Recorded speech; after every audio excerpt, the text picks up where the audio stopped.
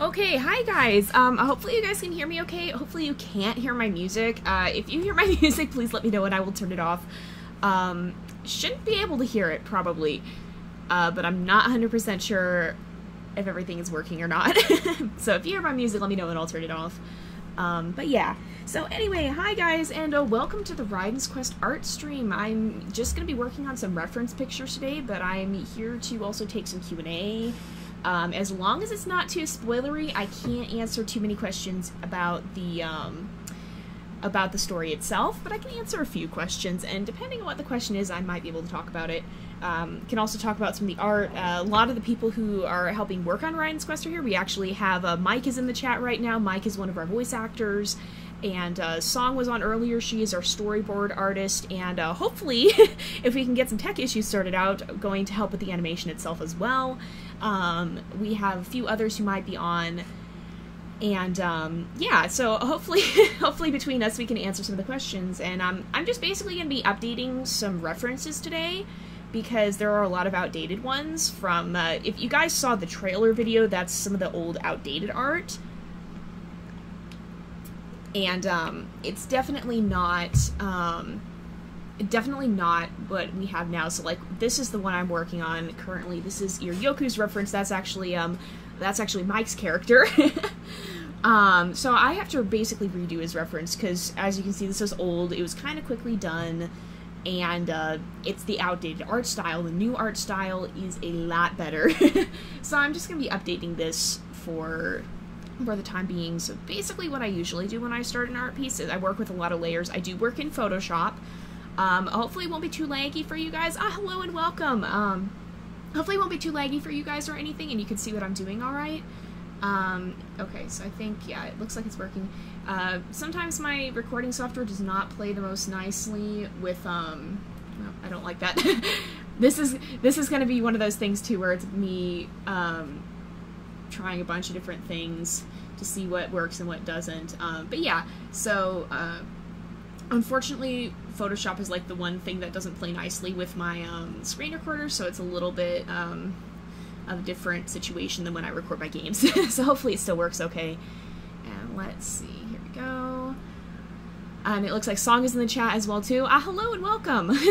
This is the program I'm using to draw in is actually Adobe Photoshop. And the program I use to record my videos is OBS, Open Broadcaster Software, I want to say. But yeah, what I'm doing here though, even though it is Photoshop, you certainly can do this in other programs too. I've seen it done in Fire Alpaca. Basically what you need for this sort of thing is a program that can use layers.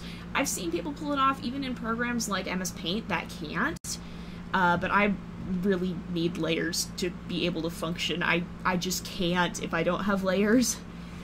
So basically what I'm doing here is, it's not the most exciting pose, but it's meant as a reference. So basically when I draw a reference, it's mostly just a standing pose meant to show the colors and stuff. So like, this is the old reference we have of Iryoku. Like I said, I'm just updating it. So let's see.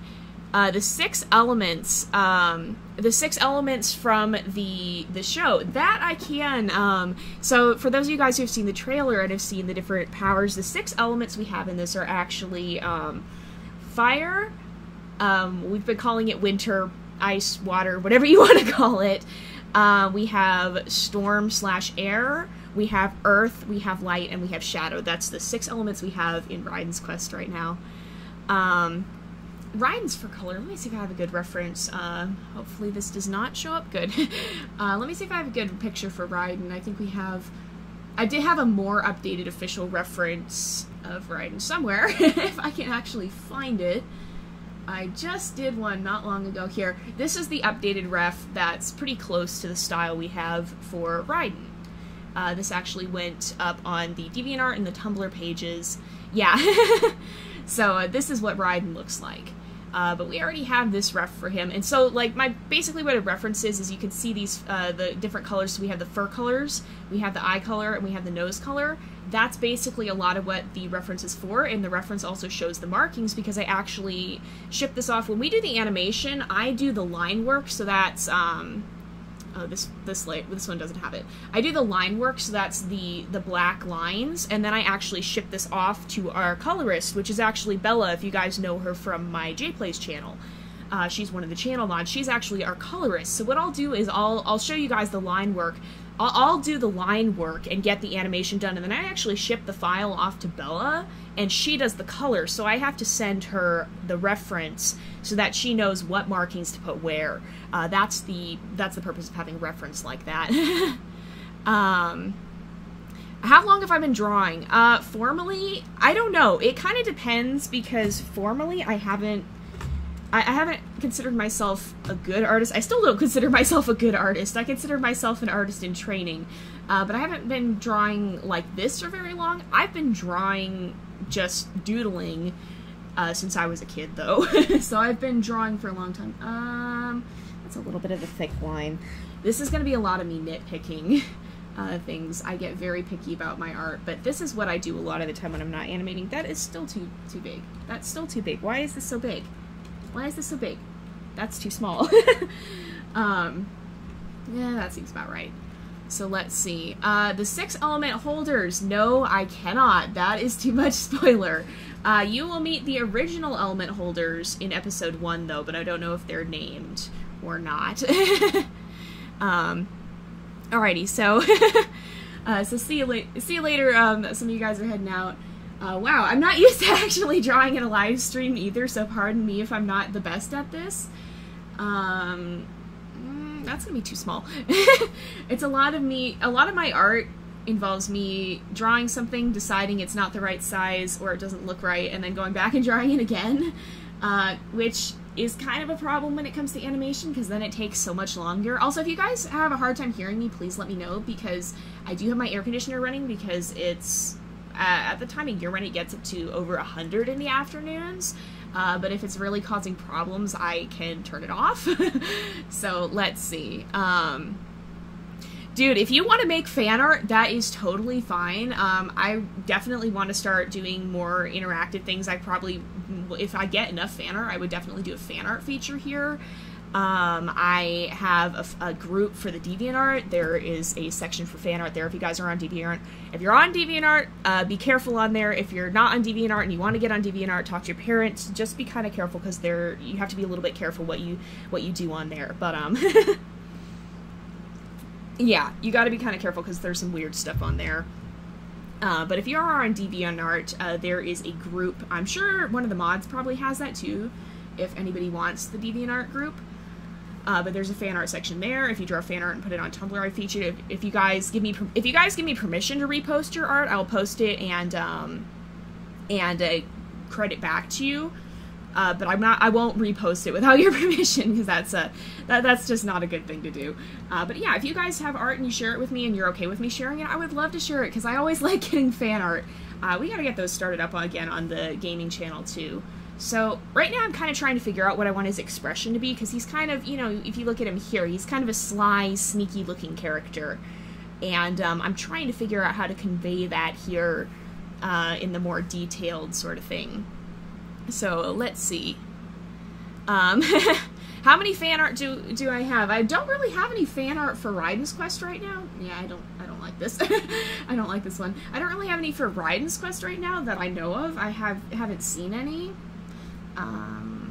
But I've gotten some for the gaming channel. So what I'm doing now is, because I'm having trouble working out where I want this line to go, I'm kind of drawing it in and putting it in on actually my sketch layer, so I can turn that on and off. And I'm drawing it in a darker gray so that I can actually see it compared to what I'm doing elsewhere. So he has kind of a pointed chin. A lot of the time, this is where the character design comes in. So like a lot of the characters, Iryoku has a very angular structure. He's got, in fact, I probably need to make his nose a little bit pointier, but he's got a very angular sort of triangle type structure.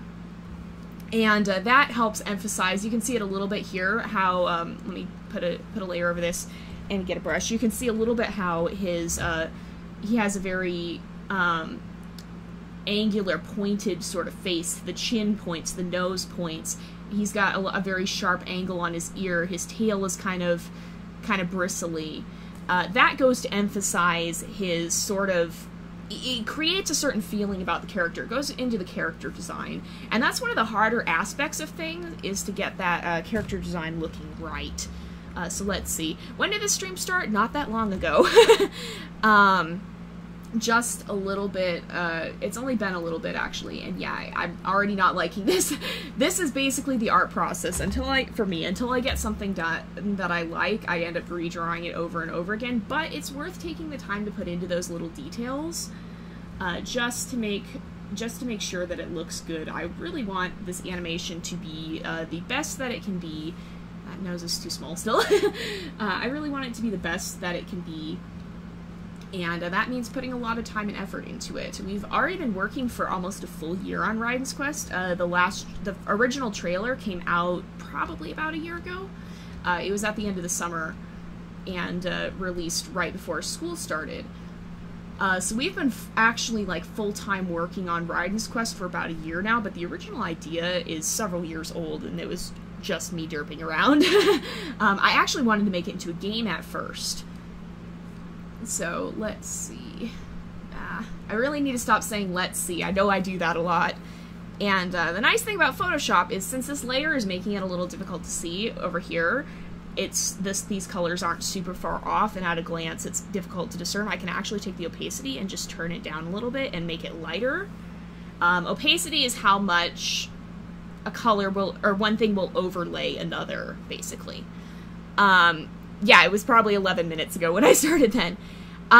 Is this all a personal project? I wouldn't necessarily call it a personal project, because it's kind of become a team endeavor at this point. In fact, it has. There's probably, I'd have to say, close to a dozen of us working on this now, between voice actors, art team, we have a music person. We've got a lot of people working on this now, actually. But it's not for school. The one that I have that started as a school project is actually Blood Brothers, which is, it's on hiatus right now because Raiden's Quest has taken precedence, but I definitely want to come back to it. Nope. That's not how I'm doing the chin fur.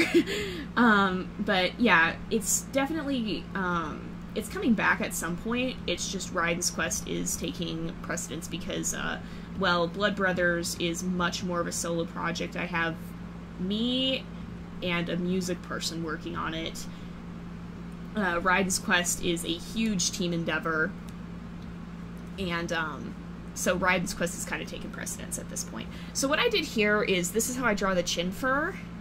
It's kind of gives a, and it depends on each character, it gives kind of a coarse, rough sort of feeling to him. It also gives a feeling of maturity. It makes him look a little bit older. Iryoku is a middle-aged wolf. He's not super old, but he's not super young either. Yeah. So that's basically Iryoku, for you. He's kind of middle-aged, and so adding some chin scruff like that, both shows masculinity, and because it kind of, you know, usually when you have a female wolf, they're not going to be that scruffy. And it helps to show age, because if you have a very young male wolf, they're probably not going to look that scruffy either. Yes, there is a series called Blood Brothers. I noticed that. I actually found out about it after I named my thing, and I actually went to the creator and asked them about it. I was like, I named this animation thing, I'm working on this. Is it okay if I use that name? And they were like, yeah, it's fine. So I actually did talk to them about that, because I got a little concerned. But yeah, it's totally unrelated to that, if any of you guys have seen that series. It's a pretty good series, by the way. And yeah, it said it came out on October 1st. Maybe it was a little later that it came out than I thought it was. I know we recorded it at the end of the summer, but it probably took me a little bit longer to actually get it working and all that. So let's see. So what I'm trying to go for with this kind of smirk Iryoku has right now is sort of, kind of a little. When I have this smirk, you know, so his eye is up in this area, basically kind of right in here. Something like that. So I pull the smirk pretty far back, and his nose might need to be a little shorter, actually, but I'm pulling it pretty far back because that sort of gives him a sly look. Yeah, here we go. And I'm also, you know, when you have a smile, you probably have, let me just take this layer off for a sec. When you have a smile, you'd probably have, this is going to be really bad, I'm sorry guys, you probably have something, it would probably be something more like this. And if you have the mouth open, the teeth would show kind of here. That kind of gives more a happy look. You'd have kind of the eye squished up. This would give more of a happy look. But with this smirk we're doing, we're pulling it very far back, and the mouth is only open further back, like this, and that creates a totally different tone to the expression. And I'm trying to figure out how I'm going to do this.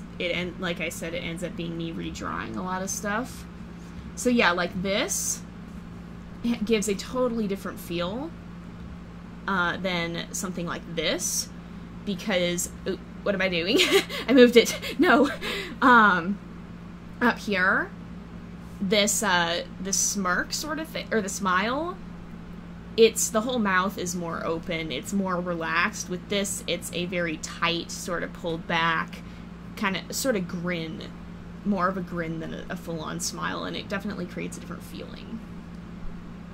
Yes, animation takes a heck of a long time. It took me probably, you guys, if you've seen the trailer, you know it's mostly still shots that I had pan across the screen. Then there's a little bit of animation at the end.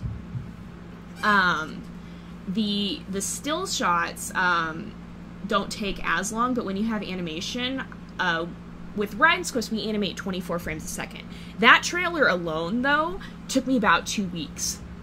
With Raiden's Quest, we animate in 24 frames per second, but a lot of the time we animate so that each frame lasts, or each picture lasts 2 frames. So even though it's 24 frames per second, I'm actually going to make his nose a little shorter. It's just a bit too long. But even though it lasts, even though it's 24 frames per second, that makes each frame last, it makes it practically more like 12 frames a second, but having it in 24 instead of 12 gives us the freedom to add those extra frames if we need them, or to just be a little bit more flexible with how fast or how slow the frames move. Basically, the frame rate depends on, it changes how smooth the animation is. If you have an animation in 6 frames per second, it's going to be really choppy. If you have it in 12, it's going to be double the number of frames, and it's going to be a lot less choppy. If you have it in 24, it's going to be a whole lot smoother. 24 is usually industry standard from what I understand, so most of the animated movies and stuff out there are 24 frames per second. It may have changed to 22, or 22 might have been the old one, but the way I learned it is industry standard is 24. But even with that, a lot of the time they'll still do 12 frames per second by taking each frame and making it last for 2. That might not be the most easy to understand if you're not familiar with animation. I'm sorry. I'm trying to make it kind of clear.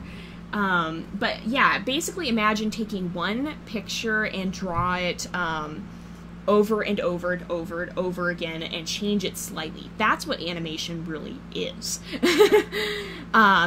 Basically, it's taking one thing and you draw it over and over and over. And so the more characters there are in a scene, the more difficult it is to draw, usually. Oh, gracious. Mike says do it in 60. First of all, I think that would probably kill me, and Song, and Bella. All of us who have to work with that amount of art.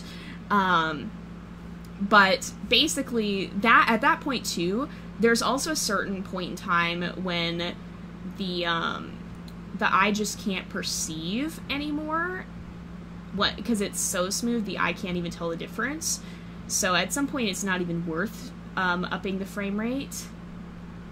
What I'm doing now is just showing a little bit of teeth in his smile, too, because that kind of adds, that makes it look a little bit more, it makes it look a little more normal. And let me zoom out. So right now, this is what we have. You can see he's kind of got this sly smirk. I apologize if the quality isn't the greatest. It's hard to get Photoshop to work with OBS, like I said. But, so you see he has this little bit of sly little smirk. The next part of that will actually come in when we work with the eyes. So basically, when we come in here, the eye is up here. I draw my eyes fairly large, and I give them sort of a, they're almost triangular. Let me see, I think this one, yeah, if you look at, this is a one I have finished from a while ago. I had this here for reference, so I can pull it apart if I need to. I actually have, I have all the layers over here, and I can demonstrate with that if I need to. But if you look at Hikaru's eyes here, you can see they're very triangular, and they're fairly rounded too. That's another way I help distinguish between female and male characters, is usually the female characters have more rounded eyes. They have generally a softer look overall.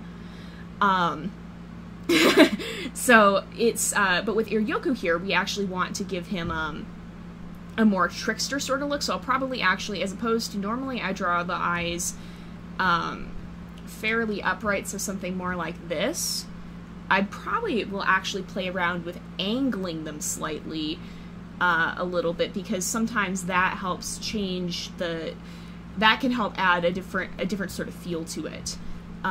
There's a lot that goes into character design, and it's very complicated, and I don't understand most of it, so bear with me as I work with this. I almost have his at a 45-degree tilt compared to how I usually draw them.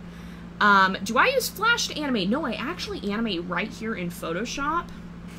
I used Flash to animate. There's actually, if you guys have ever seen my JZX5through5 account, I actually have an animation I did in Flash in there. It's fairly bad because we animated in a really low resolution. So it's fairly bad, and it was really rushed. It was for a college project.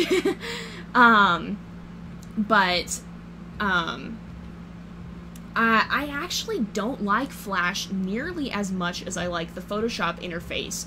It's really weird. I don't know why that is. I just prefer the Photoshop animation thing to it. I think Photoshop provides more tools to be able to work with the animation, whereas Flash doesn't have, like, you can't do as many more advanced things with it. You can't do a lot of advanced... It's complicated. I think his eye has a little too much tilt, so I'm going to change the tilt a little bit. I just rotated. Like, it's harder to do that in Flash.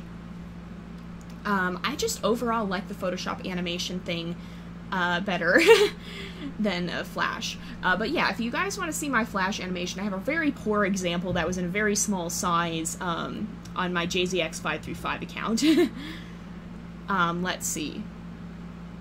Let me see. Well, thank you. I'm glad you think I'm good at drawing. I hope I am.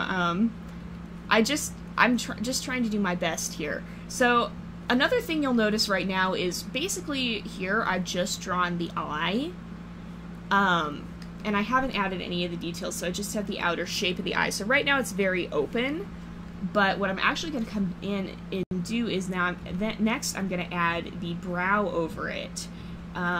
Sort of at this angle, and actually erase the upper part of the eye. The brow is coming down low over the top of the eye, and that will definitely help give him more of a sneaky sort of trickster look. The brow coming down is usually associated with anger, but it can actually be used for a lot of expressions. It's just kind of a matter of playing around with things and figuring out what works well for what. Yeah, Song, I don't know why is your animation program in German. It's probably not a good thing. I don't know why. I don't know, what program are you using? Which one is this?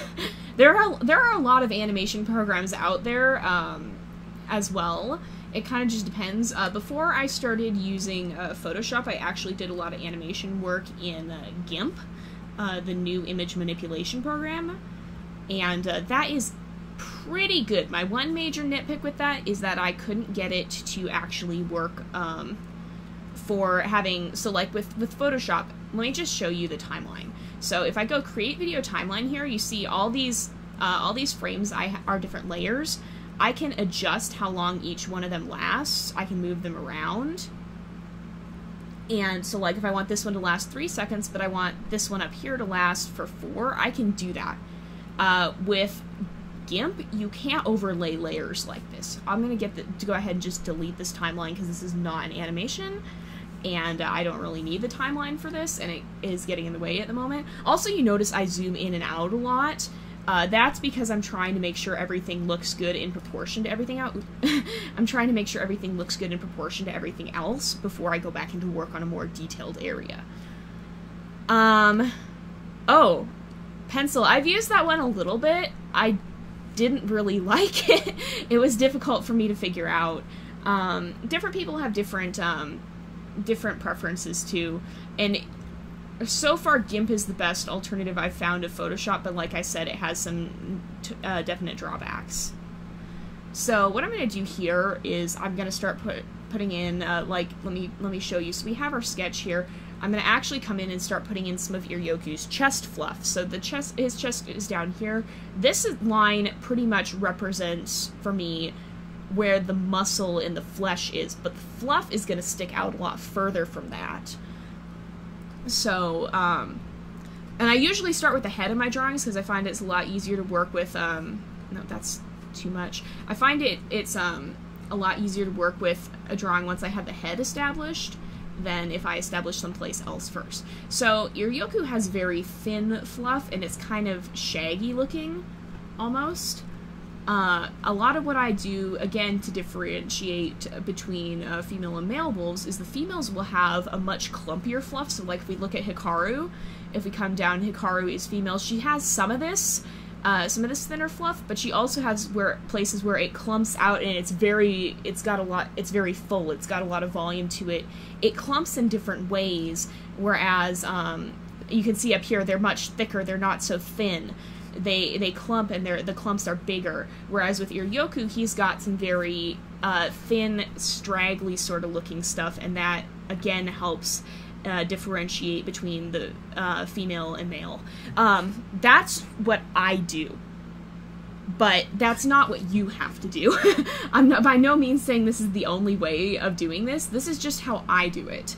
I've found it has good results, but you guys may have come up with something different. You might end up figuring out something else that works really well for you. So it's really a matter of figuring out your own style. That said, it's not bad to see how other people have done things before, but when it comes to developing your own style, yeah, you can look at others, but unless you're trying to learn to copy their style, which can be beneficial, if you're trying to come up with your own way, you're gonna have to figure out some stuff on your own as well, and figure out what works best for your style. Alright, let's see. Alright, oop, gracious. Okay, let me see. Yeah, I don't know much about Pencil 2D. I thought that had an English localization, though. I thought that had an English version to it. See, here we go, too, with me drawing a line, immediately erasing it, drawing again, until I get it to look the way I want it to. That's basically my art for you. I keep making a line in slightly different ways until I actually figure out something that I like. Let's see. I kind of like that. I'm having a little trouble with getting this fluff to look right in here. So what I probably will do is, what I'll probably do is I'll come in and actually draw in his shoulder here. So I'll draw in the lines for where his shoulder will be, and then I'll adjust the fluff to correct for that. And yeah, like what Song is saying, she learned how to copy styles really well, and that actually works out to a great advantage, because when it comes to stuff like the animation team, she and I can work on an animation together, and like I can keyframe it, and she can go in and fill in the in-betweens, and because she knows how to copy styles, she can copy my style to the extent of you can't even tell that two people worked on this. It looks like one person drew it. So there's benefits to being able to copy styles, and there's benefits to having a unique style. It really just depends on what you're going for. If you're working on a solo thing, you're going to want to have more of a unique style probably, but if you're working on a team, it can be really beneficial to learn how to copy other styles. It's something I've never been very good at. I always have great respect for people who can copy other style like that and make it look like it's the same person. So let's see. Yeah, it is hard to animate. I I wish I had some stuff that I could show you, but unfortunately I don't really have a good example that isn't too spoilery. But basically, like, if I wanted to, maybe what I'll do is I'll take this and I'll do a small animation on it just to demonstrate some stuff and show you guys some stuff. And so what I'm doing here is I'm actually coming in and erasing some of this fluff because I don't like how it looked. Now that I have this shoulder laid in and I can see where his leg is going to be, I can look a little bit more at, I want the fluff to come down a little bit more in this angle, sort of. So, let's see. Yeah, Song is pretty unique in that she not only has the ability to copy other styles, but she knows how to, she has her own style as well. It's pretty cool. Again, it all just depends on what you're working for. There's benefits to both. So, it really just depends. If you are copying a style, you're just going to want to look and see what the other person has done. And figure out, like, look at how do they draw the eyes? How do they draw the mouth? What do they do to achieve something like this? How did they get this effect? Even if you're not learning to copy someone's style, that can be a benefit to see how others have done before you. But what works for someone, if your style is vastly different from theirs, it might not work. So it kind of just depends on what you're doing. There's no one way to art. It all just kind of depends on what you're going for. So we have Iryoku now. I purposely have not done the top of his head because I actually want to get the ear and the cheek fluff and the neck laid in before I do that, because I'm going to try and give him some fluff on top of his head. And that can be difficult to do for me. That's not my strong point whatsoever.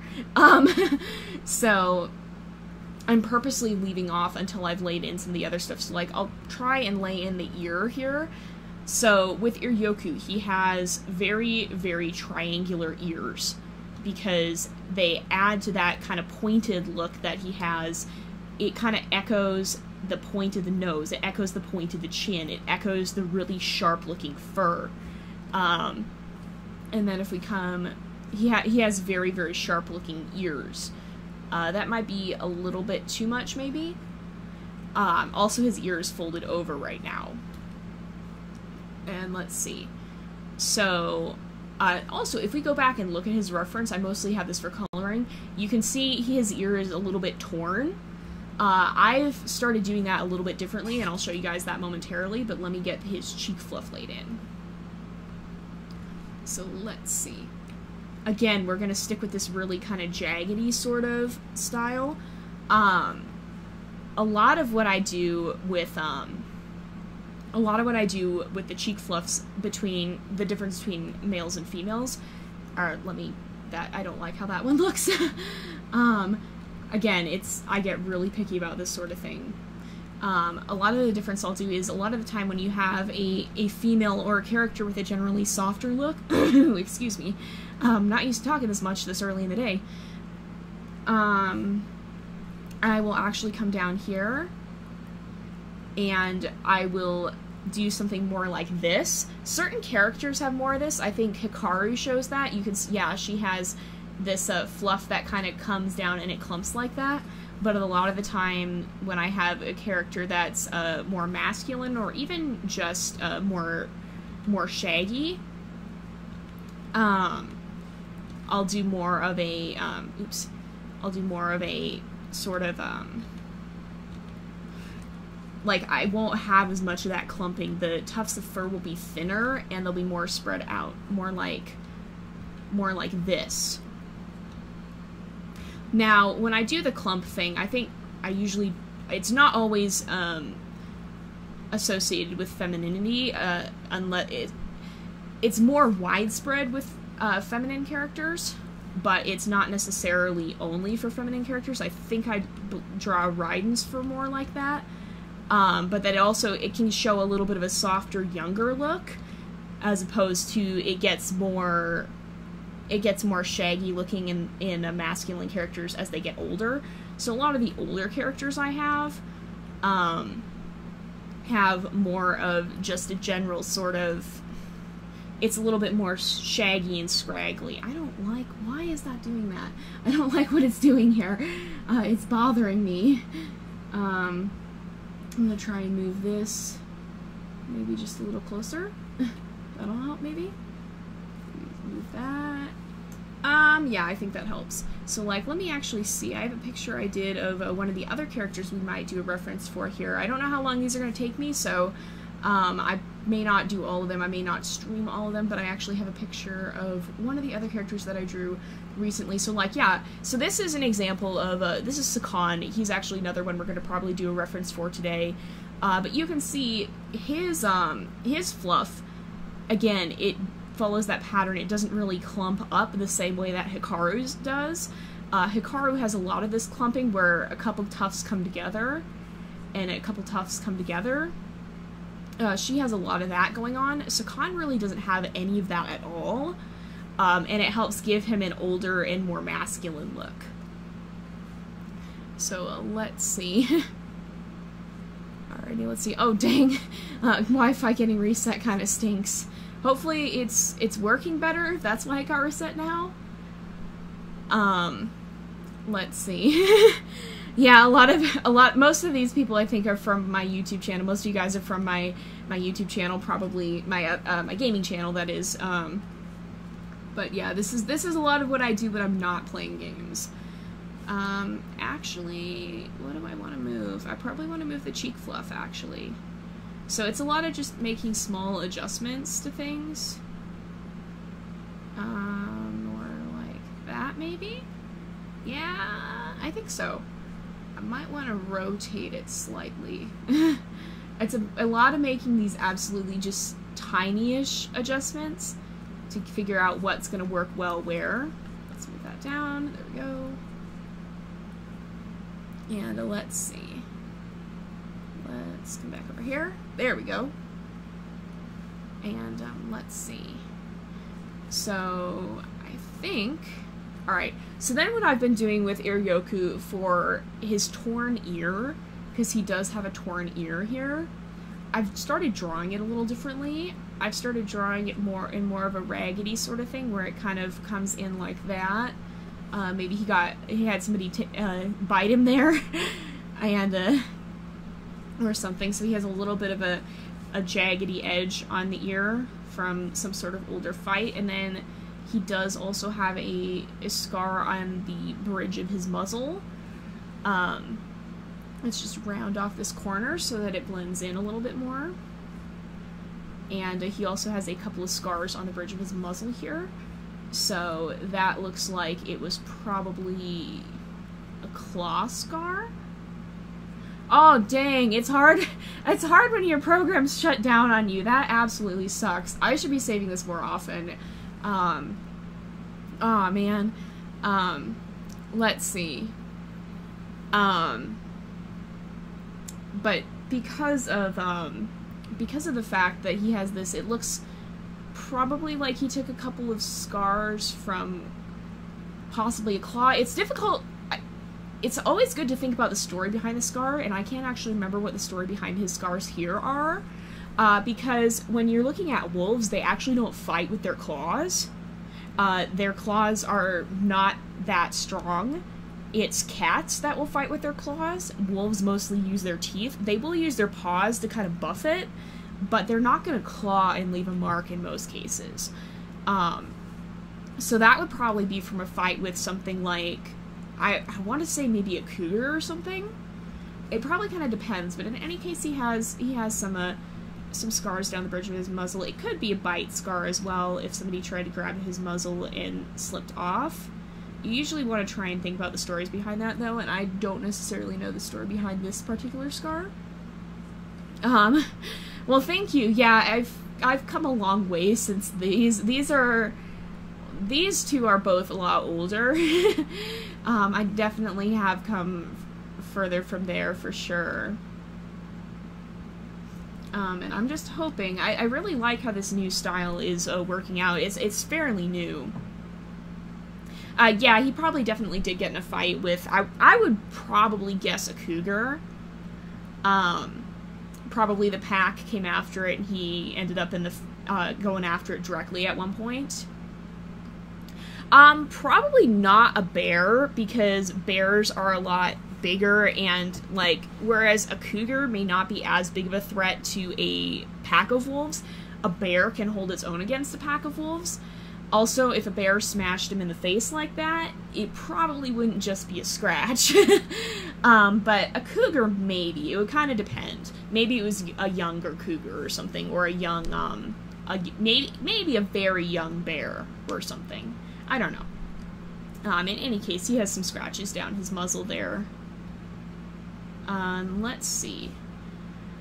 I'm actually going to come in here and thicken up his lip a little bit, because usually like, if you look at a wolf or a dog, their lips are a little bit thicker, especially towards the back. The black area is usually fairly thick. And I kind of want to see how that looks. Yeah, it adds a little bit of thickness, and I kind of like how that works. Maybe it was a Kugel. You never know. You never know. And, let's see. Let me see. Maybe I'll put a Kugel in one of the episodes, and you guys will have to look carefully to see if you can spot it. Maybe I'll hide. I will say this, if you guys keep up with the WolfQuest series on my JPlay channel, you will have something to look for in this series. You want to keep your eyes open. I'll definitely say that. I'm not going to say much more at the moment, though. So let's see. I'll go ahead and draw in his eye. Now, he's smirking, and he does have a furrowed brow, but he's not really angry, so I'm probably going to draw his pupil a little larger. Usually I deal with the, oh, see you later, Mike. Usually the pupil size kind of depends, so like a very small pupil can indicate anger, whereas a larger pupil indicates more normal emotions. I tend to go to the extremes with this, so like if I have an angry character, it'll be like just an absolute dot, perhaps. That was even a little bit, what I showed you was a little bit too large. Maybe something like this. I don't know. The other thing I've done with Iryoku is I've given him a little bit more of a vertical pupil. Now, normally wolves will have cylindrical pupils, and I don't want to push it to the extent that he looks like something happened to his eye. It didn't. The reason I draw him with a little bit more of a vertical pupil is it gives him a little bit more of a menacing sort of look. It's a little bit less, it creates a certain feeling. It's not to the extent where I don't want him to look like a normal wolf, but it creates a certain feeling when you look at something like that. It gives him a little bit more of a cruel and cunning sort of look, and it fits in with his sharper, more angular design. So, that's something I've been experimenting with in his design lately, and I really like how it's turned out. His shoulder here is a little bit too long, so I'm actually going to start the leg right here. And I am so sorry, you guys, I can't draw paws very well. That is one of my biggest weaknesses with this. Yeah, usually it kind of depends. Drawing eyes is a complicated thing. It kind of just depends on the style. I use small pupils to show fear or anger as well. More extreme emotions, whereas larger eyes shows more relaxation and calmer emotions. So let's see, I usually draw paws sort of like this. And I give him another toe here. You can't see the other toes because they're hidden behind this because he's at pretty much a complete side angle. And for another distinction that I have between a male and female wolves, I don't know if I showed this so much with Hikaru, maybe a little bit. Yeah, so if you look at Hikaru, her paws basically go straight up into her legs. I'll zoom out a little bit. There's not much of a defined joint here. With male wolves, I usually will draw a little bit more of, so like the paw comes up, and then it kind of fluffs out slightly here. There's a little bit more of an ankle joint. It stands out a little bit more. There's maybe just a teeny bit of fluff there. That also helps give more of a masculine look to it in my style. Let's see. And then also another thing, I don't know, I showed it a little bit with Hikaru, so like if we zoom in, kind of hidden by her scarf. I also normally don't give wolves accessories like this because the world of Raiden's Quest isn't really set up to have complicated, like, the wolves are human level in thinking, but they're still bound by canine anatomy. They don't have opposable thumbs. So normally I don't give them accessories like this, or it's more within the realm of possibility of if a wolf had human level of thinking, they could probably make this on their own. But for Hikaru, the scarf really, I thought it complemented her design. I don't normally go out of my way to give accessories like this, but I liked how this looked. And you could kind of imagine something like this being made of fiber or hide or something and then dyed with berry juice. So it felt a little bit more within the realm of plausibility than a lot of things. But like if you look at Hikaru, she's got a little bit of fluff, but again, it's very soft. Whereas, not quite there yet. Whereas if you look at what I'm doing with Iryoku here, it's a lot harder. It's much more of it comes to more of a point, whereas Hikaru, it's kind of soft and then it's a little fluff. But Hikaru, it comes to much more of a point, again, that complements his angular design as well. See you later song. Yes, you can absolutely make fan art. If you want to make fan art, I think we had the DeviantArt group posted somewhere. Be careful on DeviantArt again. You gotta be a little bit careful. Careful on DeviantArt, careful on Tumblr, careful even here on YouTube. But yeah, if you want to make fan art, by all means, we have a group on DeviantArt, we have a Tumblr thing, we are on Instagram, we're on a lot of places, and of course you can send it to me at my, my JZX5through5 email that I gave out on my JPlays channel. We also have... don't send it to the Raiden's Quest email. We do have a Raiden's Quest email, but it's not really set up just yet. Hey, Erwin. Alright, let's see. Yes, they are all wolves. A lot of the reason that the Raiden's Quest characters are wolves, well, first of all, I've always had a fascination with wolves, and albeit this isn't exactly a realistic portrayal of them, and it doesn't claim to be, but the main reason that I chose to do wolves originally was because I knew how to draw them well, and that can play into things a lot with this because I have to draw them over and over and over again. You don't want to be drawing something you have a really hard time with over and over and over again, or it's going to be really, really tough. They're also a lot easier to draw because if you look at the paws, okay, yeah, paws are tough, but you have just a few lines, whereas if you have a human hand, it's so much more difficult to draw, it's so much more complex, and that makes it way more difficult to animate as well. Again, even the facial structure is it's more defined, it's a little easier to draw. Plus the fur is fun to draw, so for a practical purpose, it was easier for me. But it also it lends itself to a certain feeling in the world. You have animals here who they fight more with, like, they don't use weapons. They fight with just sheer strength. They fight with their teeth. They fight with force. It creates a sort of... It's a different sort of feeling than even in a medieval world where you have swords and bows and arrows, or a modern world where you have guns and stuff. It creates a definite feel than it would have... that's different than it would have if it was set in a human universe. So it opens up a lot of options, basically, and I liked that about this. Yeah, hands are hard. I've drawn hands well like twice, and it was complete fluke. So I'm not there yet. If I ever end up animating something with humans, it's most likely gonna be 3D. Because then I could just do a 3D model. And right now I don't really have the best tools to do that. That said, we actually do some 3D work with Raiden's Quest. I have an example. Let me actually see if I have that. We have done some 3D work with Raiden's Quest.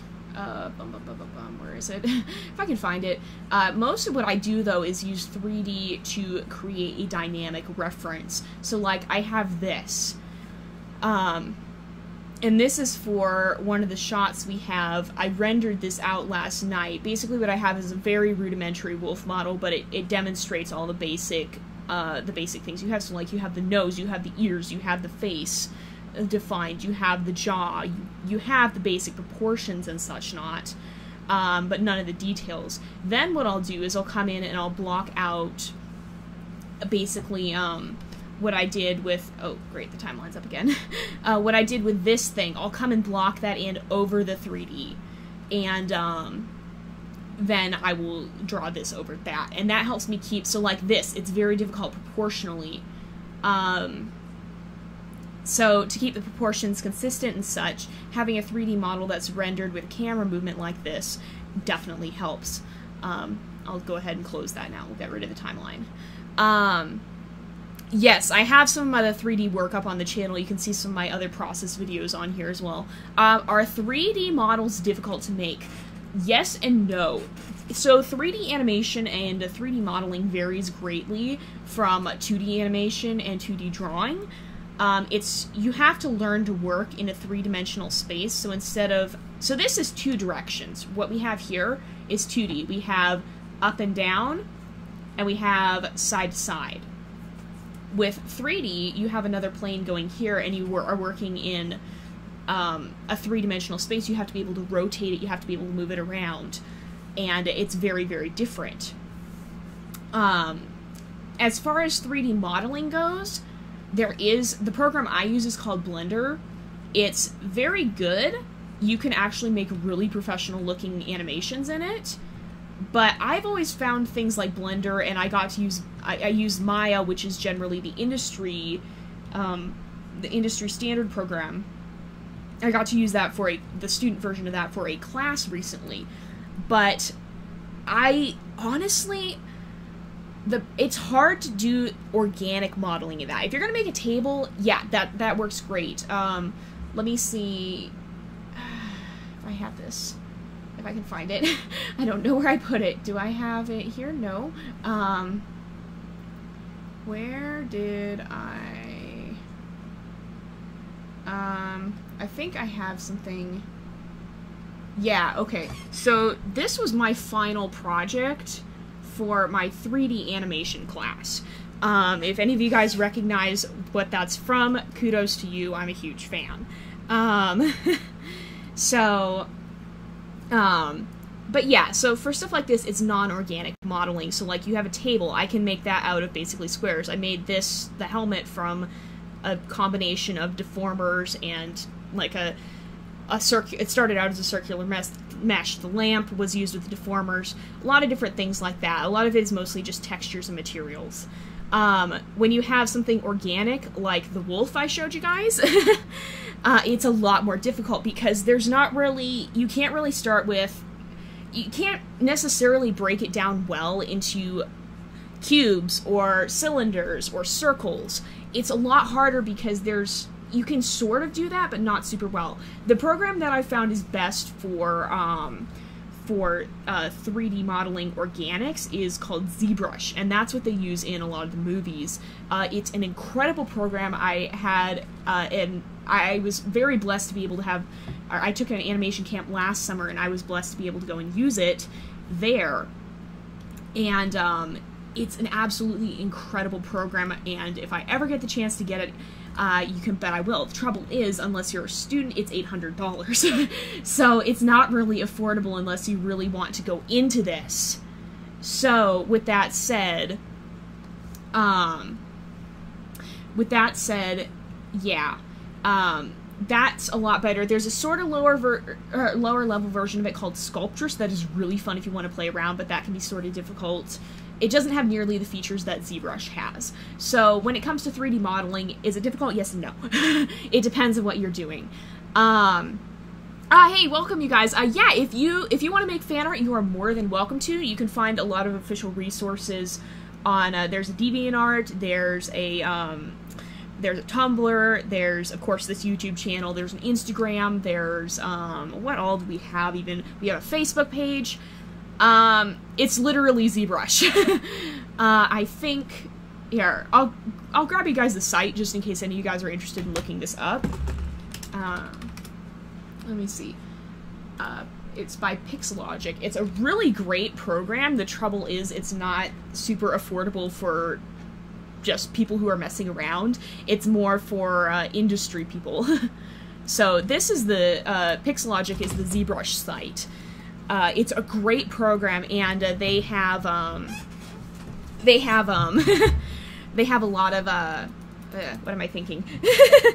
They have a lot of they are the ones who do Sculptress as well, so it's well worth looking into. It's really cool to see people who do work in ZBrush. Unfortunately, ZBrush is a really expensive program that's not really good for amateur use because of that. Do I ship Raiden and Kaiyodoshi? Considering that Kaiyodoshi is basically evil incarnate and Raiden is meant to be a source of good in the world, no. They're basically set up to be polar opposites. They contrast each other. And so no. Let's see. Let me see. No, it's not a zebra pun. I don't know what they were thinking when they made it. I don't really know at all. I got to go visit Pixelogic when I went down to the animation camp. It was really cool to see. And we worked in ZBrush for modeling. I have that on my JZX535 account, if you guys want to see that. The school is called Nomen, and it's incredibly prestigious, but I think my path is taking me a different direction. It's also incredibly rigorous, and I don't know if I don't think it's gonna, at this point it doesn't look like I'm gonna be going there. I was hoping to for a little while, but it looks like my path's kind of taking me a different direction. Also, they have like a 50% acceptance rate, so chances are, even if I wanted to get in, I probably wouldn't be able to. Especially not back then.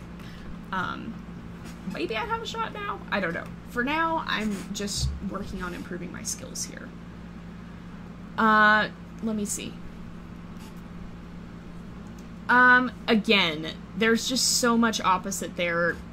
Considering that, I just can't. Besides, when you guys see the actual show, there's other things that there's other factors that go into play there. If we get to the point of meeting Kaiyodoshi, you guys will see what I'm talking about. Literally. Yeah, at this point, I can't say too much for spoiler reasons, but if we get to the point in this of meeting Kaiyodoshi, you guys will see what I'm talking about. Yeah, there's only so much I can say now, because a lot of this is still unrevealed stuff. Aw, thank you. But yeah, so I try not to spoil too much. Unfortunately, I don't think I have a good drawing of Kaiyodoshi, or I would show him to you, but, yeah. You probably will meet him in episode 1, because he's historical. He's ancient history to them. So we're gonna go back. I mean, you guys have seen the sketch from the beginning too, but yeah, you guys will see him at some point. It's complicated, you guys. But yeah, you'll probably at least see him in episode 1. Alright, let's see. So again, another thing that is interesting is the fluff on the leg fluff. Maybe it needs to move up a little bit. No, don't do that. Let's see. Alrighty. Here we go.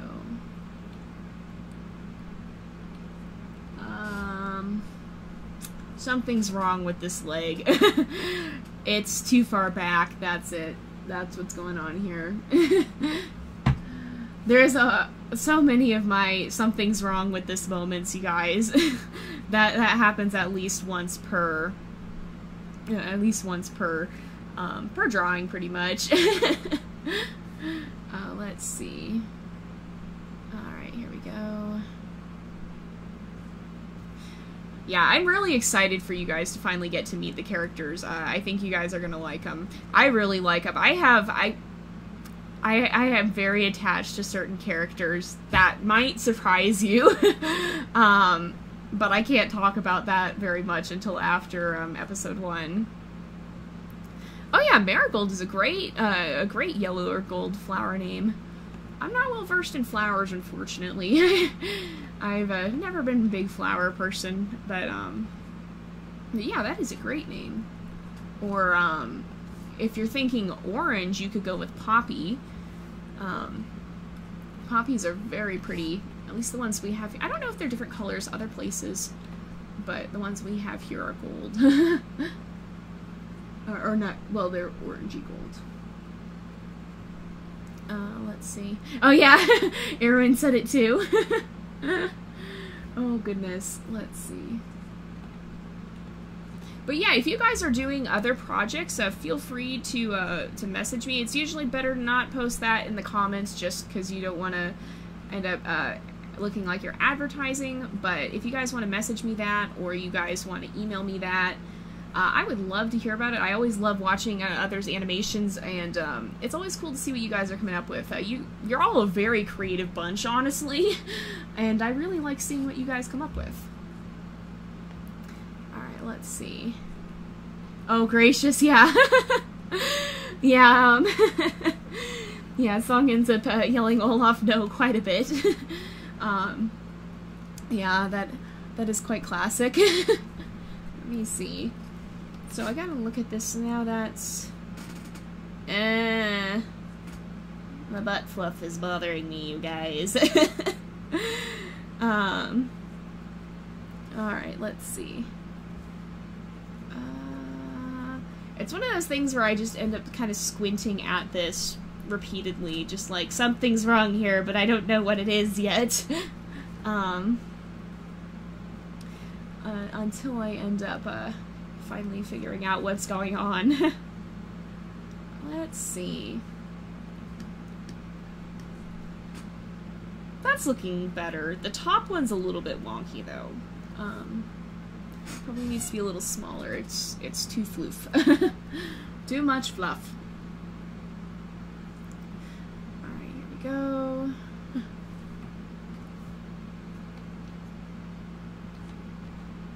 Alright, where we go? Where we go?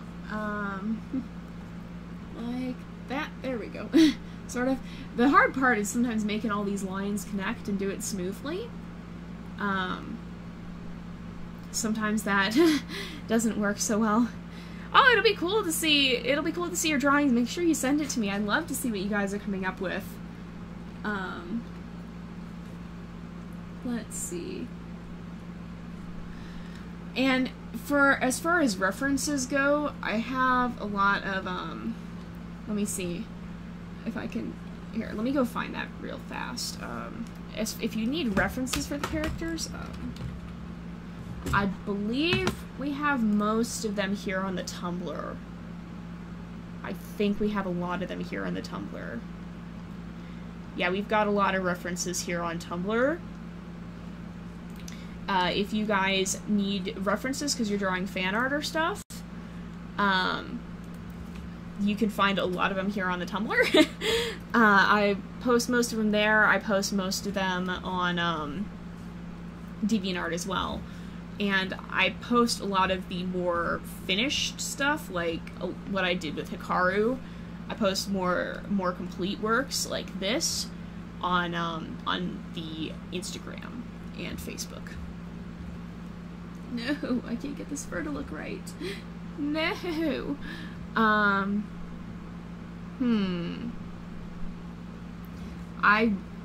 don't know what to think about personalities versus flower. All I know is that one time we were asked in a group setting as an icebreaker to liken ourselves to I was littler at this point.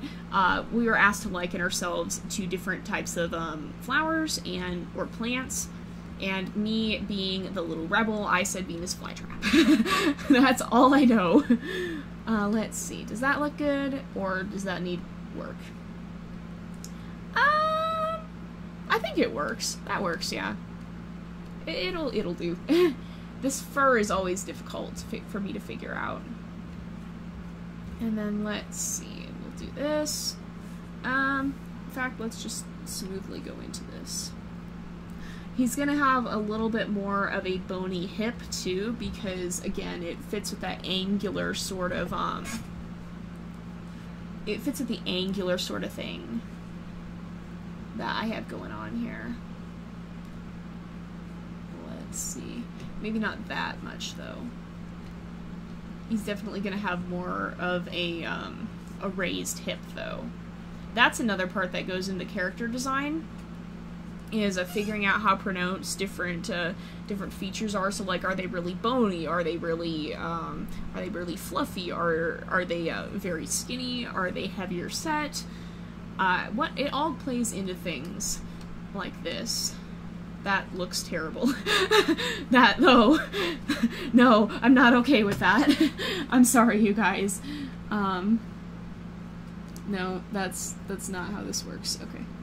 Let's see. Let's go this way and try and figure this out. Yeah. Alright, let's see. Oh, gracious. Yeah, I have to catch up on series stuff. I've been so busy with animation that I haven't gotten to catch up for a while. And at least I guess that means I have more when I go to binge watch things, but I switch between being inspired by YouTube videos and being inspired by music, and lately I've been in an inspired by music sort of phase, so I haven't been watching a lot of YouTube videos. Sometimes though, YouTube videos are all that inspire me. Yeah, that'll work. It's still a little bit wonky, but I think it'll look better when I color it. So let's see.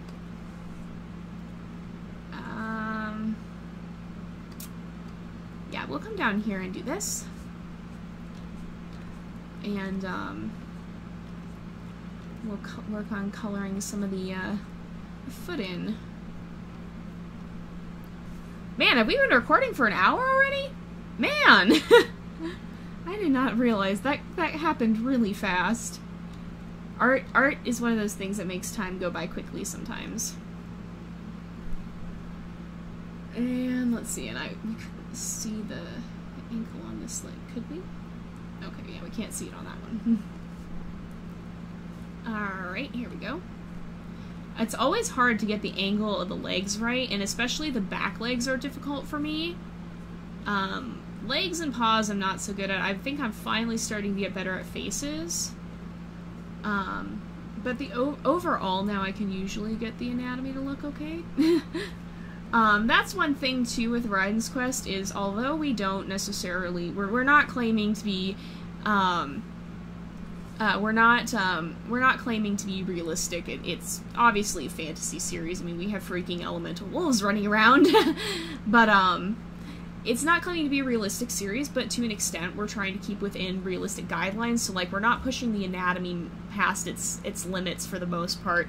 Like, yeah, okay, we have wolves that will like use herbs to heal people or whatever, and but they still do it within an anatomical context. They're not like standing upright and walking on their hind legs. It's tough to find a bit of a balance with that sometimes, and to make it all work. So like, actually when we were planning the map of the valley, we actually went and did quite a bit of research on how big is a wolf's territory, how far will a wolf travel in one day, how fast can they run. We took that into account when we built the map, when we designed the map of the valley, which is where these guys live, and we took that all into account. So although we're not claiming to be a realistic series, there's still a lot of research that went into it, and personally I find that sort of research to be very, very fun. But we also do try to keep the anatomy at least realistic. We keep the run cycles realistic.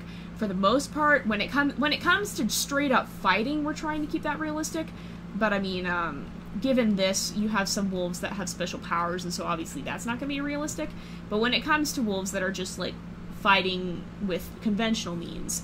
We're trying to keep that sort of within the realm of possibility. Alright, let me see here. Oh gracious. The most annoying question is, did you draw that? Yeah, that can be a pretty annoying question. Sometimes it's a necessary question, depending on who you're talking to, but for artists, if it's in certain, especially in contexts where it's fairly clear they drew it, yeah, it can be a pretty irritating question. Oh, that's cool, yeah.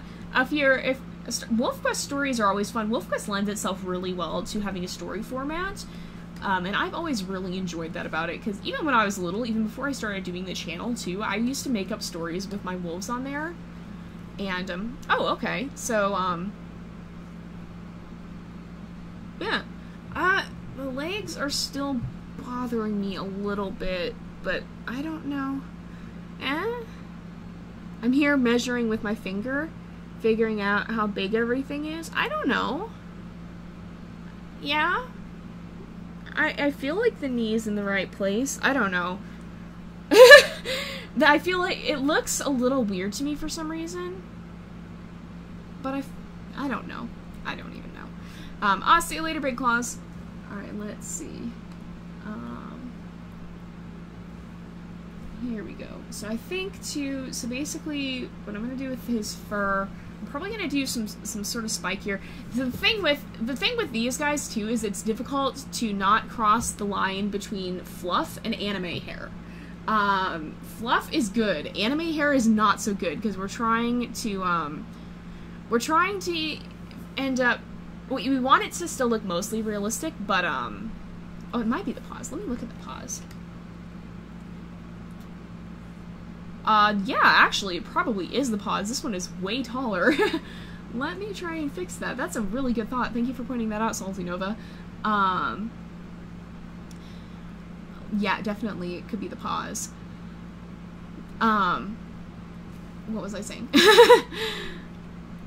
But yeah, oh yeah, when you're doing the fluff on the head, it's difficult to to make it look plausible without making it look really, really anime. Because we don't want it to look super, like, the other thing is, for the most part, when it comes to the designs of the characters, we're trying to stay sort of within the realm of possibility. Obviously, again, it's not 100% gonna be, oh, that helped. That definitely did help. Good eye. But yeah, when it comes to the designs of the characters, we're trying to keep them sort of within the realm of possibility with using, like, if we look at Iryoku's coloration, it's still fairly natural. Like, you could expect to see these shades in a wild wolf. If we look at Sakan, again, you could see these shades in a natural wolf. Stanai, her design is sort of based off a border collie. Might not see that exactly in a wolf in the wild, but it's still within the possibility what you could see on a canine. Hikaru, again, naturalistic colors. Not so much the scarf, but naturalistic colors. The design's not too far off from what you could expect to see in reality. We're trying not to go too far in our character design from what you could expect to see. So, when we deal with this fluff and things, I'm not very good at this. I'm probably going to give him a little bit more spiky-ish hair. It's too far back, too. To kind of go along with the sharp sort of fluff design we have. Yeah, okay, if you want to send in art, you can post fan art in the description. You can post, or you can email it to the email. I have all the contact info on my JPlays. You can put it on, if you're on Tumblr, you can post it on Tumblr, and at the Raiden's Quest blog, if you're on DeviantArt, there's a group. You can message the group. Those are probably the best ways of doing it right now. But yeah, if you want to email it to me, you can use the same email that I have on my JPlays account. So let's see. Alright, here we go. And let's see. Let me see. And yeah, if I get enough fan art for this, I might do a fan art feature at some point, and to go through and showcase some of you guys' fan art and stuff. Okay. I think this is coming. It's slowly coming. Here we go. Oops. Alrighty, let's see. Huh. Now I gotta think about, what do I think of that? I'm not very accustomed to doing fluff on the head. What do you guys think about that? What do you think about the head fluff? Does it seem like too much? Does it... I'm trying to get a balance between it just looking fluffy versus it looking really anime. I want to have some head fluff because that especially gives us another chance to differentiate between characters. But what do you guys think? And hello! Hello and welcome to the live stream. Oh gracious. Yeah, Max sometimes is hanging out by Song's mic, huh? I know a couple of times that's happened. Several times. But yeah, if I can start getting more fan art, I will definitely do a fan art feature. I would love to do that. I'm amazed people are trying fan art already. It's so cool, though. Let me see, though. I'll start working on the tail. Okay. Oh my goodness, what did I do? I think I just zoomed in really far on the corner. Oh my. Okay, there we go. Okay, that's good. Yeah, it doesn't feel like too much. I think I kind of like it. I'm trying to figure out how to do head fluff still, but I like how it's looking. So now we got to do the tail. So Iryoku here had a very brushy looking tail. So it kind of just as opposed to, like, if you look at Sakan, it was more on the bottom. These pictures were drawn in a similar sort of time frame, so I'm using them for comparison. I think I'm still gonna do a fairly smooth top of the tail. Also, I'm gonna probably come in here and do a sketch. It's probably gonna be something sort of like, no, sort of like this. There we go. Not quite. It helps to kind of just loosely sketch this sort of thing. It's gonna be a very, yeah, definitely more like this. That's good, that's good. Yeah, fluff and hair is a tough line to deal with in this.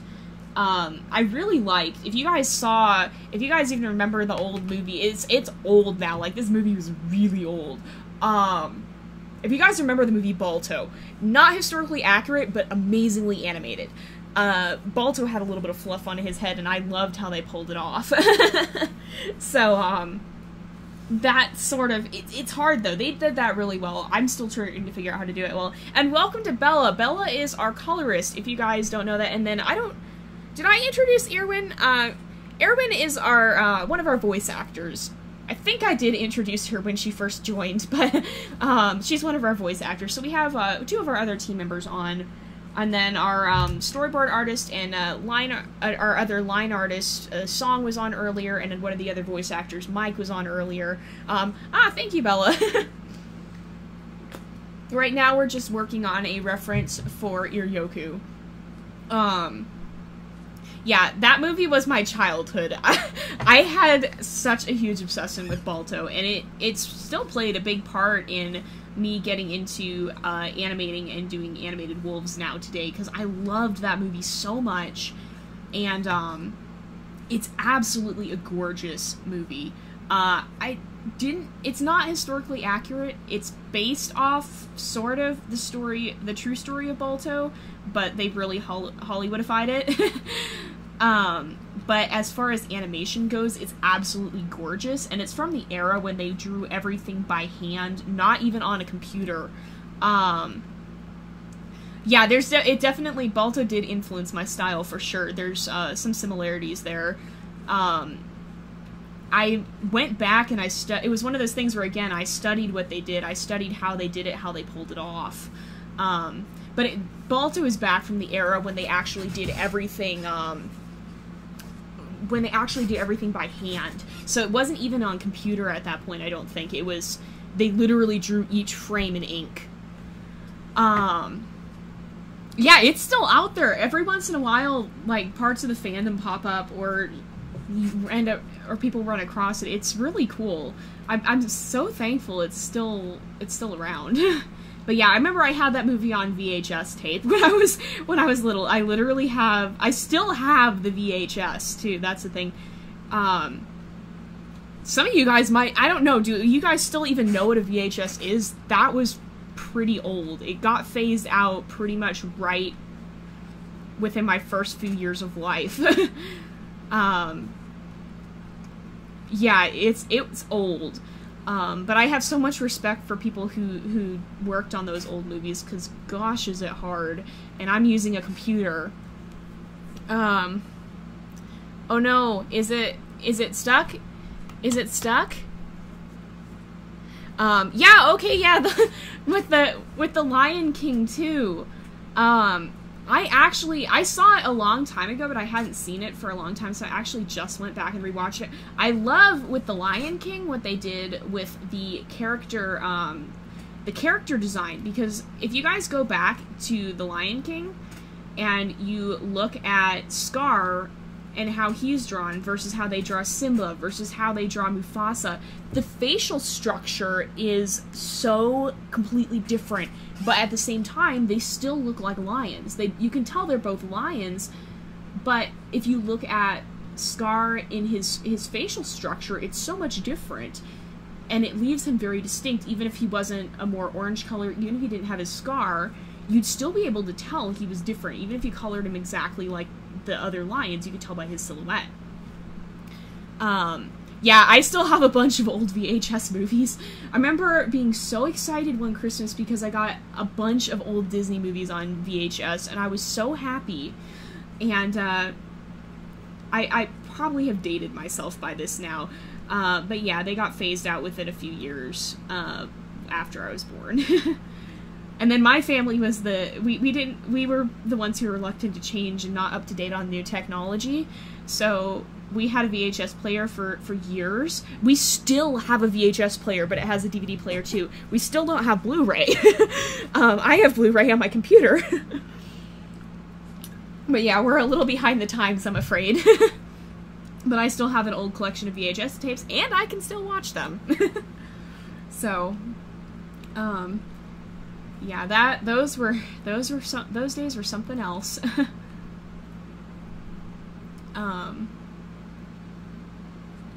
Let me see. I gotta figure out. No, I don't actually like that line.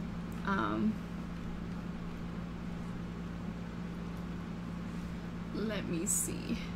Yeah, I remember being so excited. You know what other movies I remember watching as a kid? Land Before Time. Did any of you guys watch Land Before Time when you were little? Because holy cow, that was my childhood too. Oh man, I love those movies. And they had like so many of them too. They had like 10 or 11. Are they? I don't even remember if they're still making them, or I don't think they're still making them. But they had so many of them. Oh man, but yeah, I love those movies. I was an interesting. I was never your classic. Like, I was never the stereotype of a little girl being into Disney princess. I was into like all the nature movies. I watched a lot of Animal Planet when I was little. I remember most kids are probably sitting down to watch whatever cartoon was on. I was watching Top 10 Deadliest on Animal Planet. Oh, I remember that too. Oh no, we still have a working VHS player somehow. Okay, the weird thing is, so, like I said, my family is sometimes behind the times when it comes to technology, but we also have all this old technology that somehow works by some miracle. We have a computer that's older than I am. I'm 19, you guys. This computer is so old that it doesn't have a USB port. It's an old Apple computer, and the thing freaking runs. You can actually get on there and look at the old stuff on there. That used to be sort of, quote, my computer, because I kind of claimed it because nobody else would use it, and so I had a bunch of old writings on there and stuff. But the thing still runs. By some miracle, this computer has survived for 2 decades. It's the weirdest random thing. Oh gracious, yeah, the villain songs from The Lion King, Be Prepared is great. I was going through, also I was going through and realizing it's really a dark movie when you think about it. It's like Hamlet for kids. I'm not even kidding. Hamlet for kids with lions. Pretty dang much. But yeah, it's really an amazing movie. And the animation, again, was just absolutely great. I've been going back and watching a lot of these old movies because I study how they do the animation. So I have an excuse to watch cartoons now. I'm gonna just be like, I'm analyzing them. But yeah, the music is great. I have to watch the other Lion King movies. I don't know if I've ever seen them. I remember watching the first one, but I don't remember watching the others, so I don't know if I just didn't see them or if I just don't remember them or what.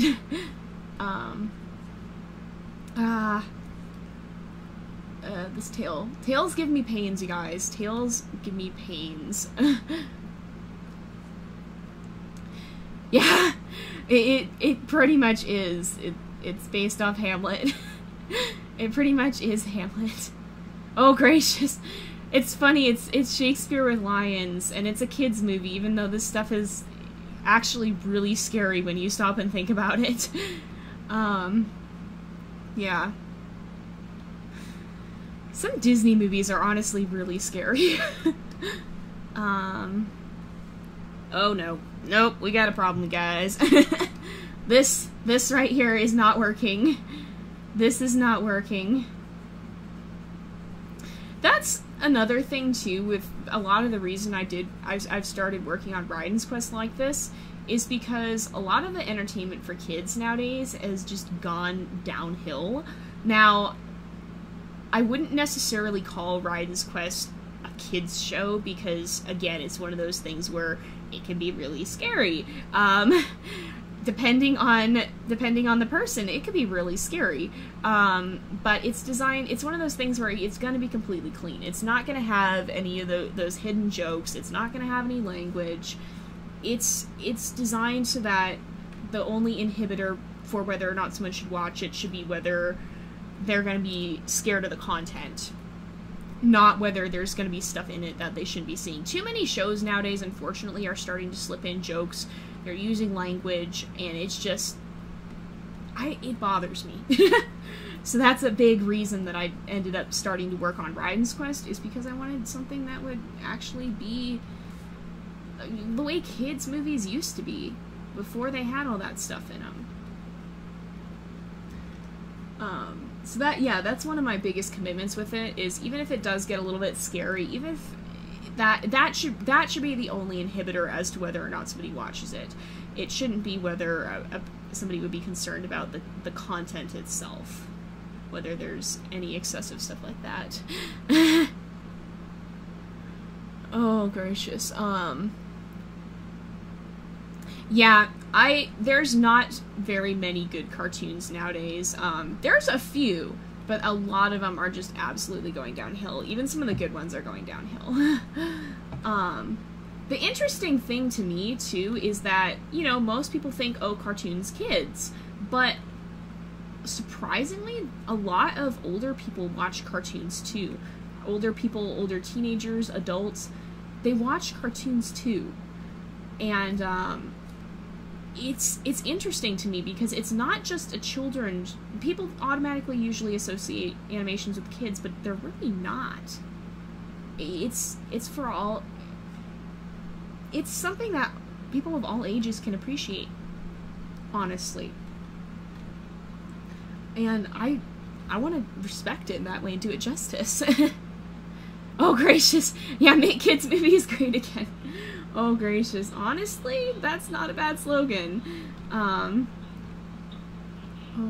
Oh, excuse me.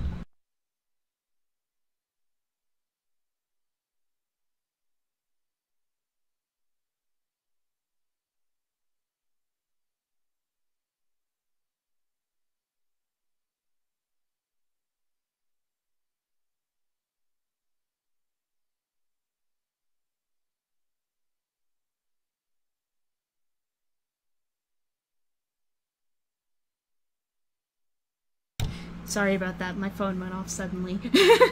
Yeah, I'll probably still be watching cartoons when I'm on my deathbed, honestly. I really love them. And there's a lot of the older ones. There's so much truth to old but good.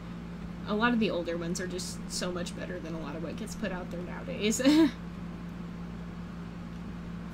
But yeah, let me see here. I've got to, it's still not working. Yeah, I have to mute my my mic every time my phone goes off, which is really irritating because we have caller ID. And I don't even know if you guys can hear it because of my air conditioner, but if we have caller ID, so I can't let that get on YouTube. Let me see. Yeah, my mic went. Hello, Spidey. Spidey is actually, you need to be moderator. Let me, can I put you? Yes, add moderator. Yes. Spidey is our music person, and I did not know her YouTube channel until now, so I couldn't put her as moderator. But hello, Spidey. Spidey is our music person.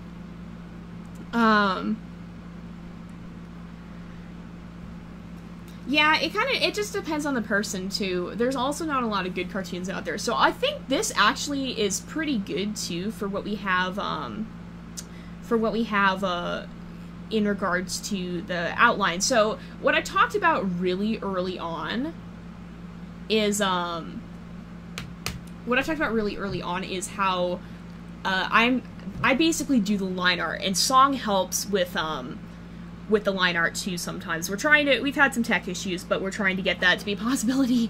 But, so basically at this point, if this was an animation, I would actually pack this up like it is. Let me name my layers too. I'd actually pack this up as it is and send it to Bella, who would then fill in the coloration like you see here. So what we're gonna do now, what's this layer? That was just my demonstration layer, we'll delete that. This is usually when I go through tidy things up. Let me save it just in case catastrophe happens, because it has happened before and it will happen again, I'm sure. So then what I'll do is I'll go through and put in a color. I usually call it color base because sometimes I have multiple layers for multiple colors. It's kind of confusing. I'll explain as we go. But then the thing I do usually, just to make it easier for me, is I'll go through and I will select, but it's selected outside, so that means there's a gap in the line art. This gets a little bit tedious because we have to go through now and fill in all these teeny little gaps and make sure they're completely sealed up. In the long run though, oh, that actually did it. In the long run though, this is usually much faster than going through. And you can see sometimes there's little spots where an old line didn't get erased 100% completely, but usually that's not too bad if they show up when I actually go through and do the coloration. That I will go erase them, but if not, a lot of the time it's okay just to leave them. Wow, it's been almost 2 hours apparently. See, sometimes these pictures take a really long time. I have 3 or 4 of them lined up that we could go through and do. And what I'm actually going to do here is I'm going to go through and I'm going to actually color select from this one. And I also am going to expand my selection area by a couple of pixels so that the lines are, it fills underneath the lines. Otherwise it would cause some problems. So I'm just going to go ahead and we'll deselect. I'll fill in this amount. Sometimes so what we have to look for now is sometimes there's little things where it doesn't quite expand correctly, and so we have, like, the tips of these fur don't get selected a lot of the time, and we just go through and fill those in by hand. When is Raiden's Quest coming out? Raiden's Quest is actually coming out hopefully later this year, the first episode. It's going to come out 1 episode at a time. Does he have any? Yes, he does have some in here. It's hopefully the first episode will be coming out later this year. We're shooting for a fall release. With these things, they're prone to unexpected delays, but as far as I know, we are still on track for a fall release. So hopefully later this year. Let's see. Oh, yeah, we're actually streaming now. I'm doing it on this, I'm actually doing it on this account this time. And let's go through and fill in these, and these, and these, and let's do this. Now, the one thing I want to kind of play around with is, let's make sure we get that filled in. There's all these little spots that don't get filled in sometimes, and that's always a pain in the butt to go find. So we have the base color. Oh, no, we didn't do his head fluff. We have the base color pretty much filled in, though.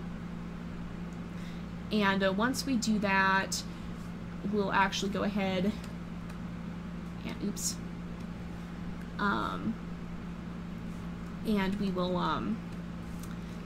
I'll add the markings. So that looks pretty good to me. I don't see any additional little spots that need to be filled in. So we have this base color. The one thing I want to do is I'm actually going to make a quick little other layer. Oop, we do have a little spot by Scar here that needs to be filled in. But the other thing I want to do here is actually go back to Iryoku's original reference. We'll zoom in, and I will get his Scar color, but I want to play around with it because it doesn't look quite right. It's very orangey. It doesn't quite look like a good skin tone. In fact, I think I want to shift it to be a little bit more gray, more like this maybe? That's a little bit too light. Because if you look at, basically what the idea behind a scar when you're looking at a wolf is it's where they got an injury and the fur never grew back. So you're looking at whatever color the skin underneath is. I maybe will darken it a little bit. Maybe. So for a wolf this color, like my dog has black skin everywhere except on her underbelly. We're probably looking at something darker. We might, let me darken it down way far and see how that looks. Because it's quite near his nose, so in all honesty, it's probably going to be a darker color similar to that of his nose. I actually really like that, because that's the thing with when scars show up on a wolf, usually they're hidden, but when they do show up, it's because the fur doesn't show up, or the fur doesn't grow back. And so, like, if he had a scar down here, he probably would just have a spot of lighter color. Oop, I see something I missed. He'd probably just have, like, a lighter color, like, let's say this. He'd probably just have something like this. Now, what that is it's not the actual scar, it's not the actual skin, it's the undercoat of his fur. So, if I'll just draw in a fur like this. So if he has fur that's anything like my dog's fur, the tip of this will be darker in coloration. So what you have is you have a bunch of furs like this,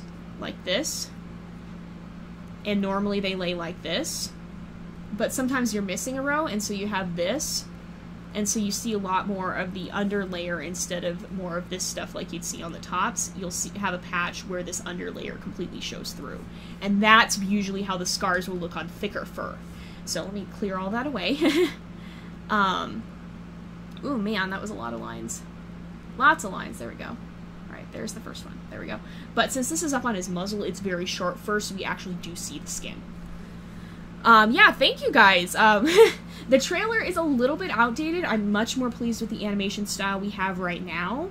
I'm actually going to go ahead and merge this layer down as well, now that we have our scar color worked out. Yeah, the trailer's a little outdated, but hopefully it shows pretty well what we're looking at. Now, a lot of the time when I do a reference, I want to clarify. We have references like this. This is an animation reference. This is what I will ship off to Bella when it's done. Then we have more detailed references like the one I have of Hikaru here, where it's all shaded and it looks beautiful, I hope. I think it's beautiful. You guys might disagree, but it has all this shading. The difference between an animation reference and this sort of reference is all that shading, because the animation itself is not shaded. It doesn't have all this detailed shading. I would probably die or at least break into tears if I had to do this shading every single time for every single frame 24 times per second for a 22-minute film. If you multiply 24 by 20 by 60 by 22, that tells you how many frames there are in a 22-minute film. It's a lot.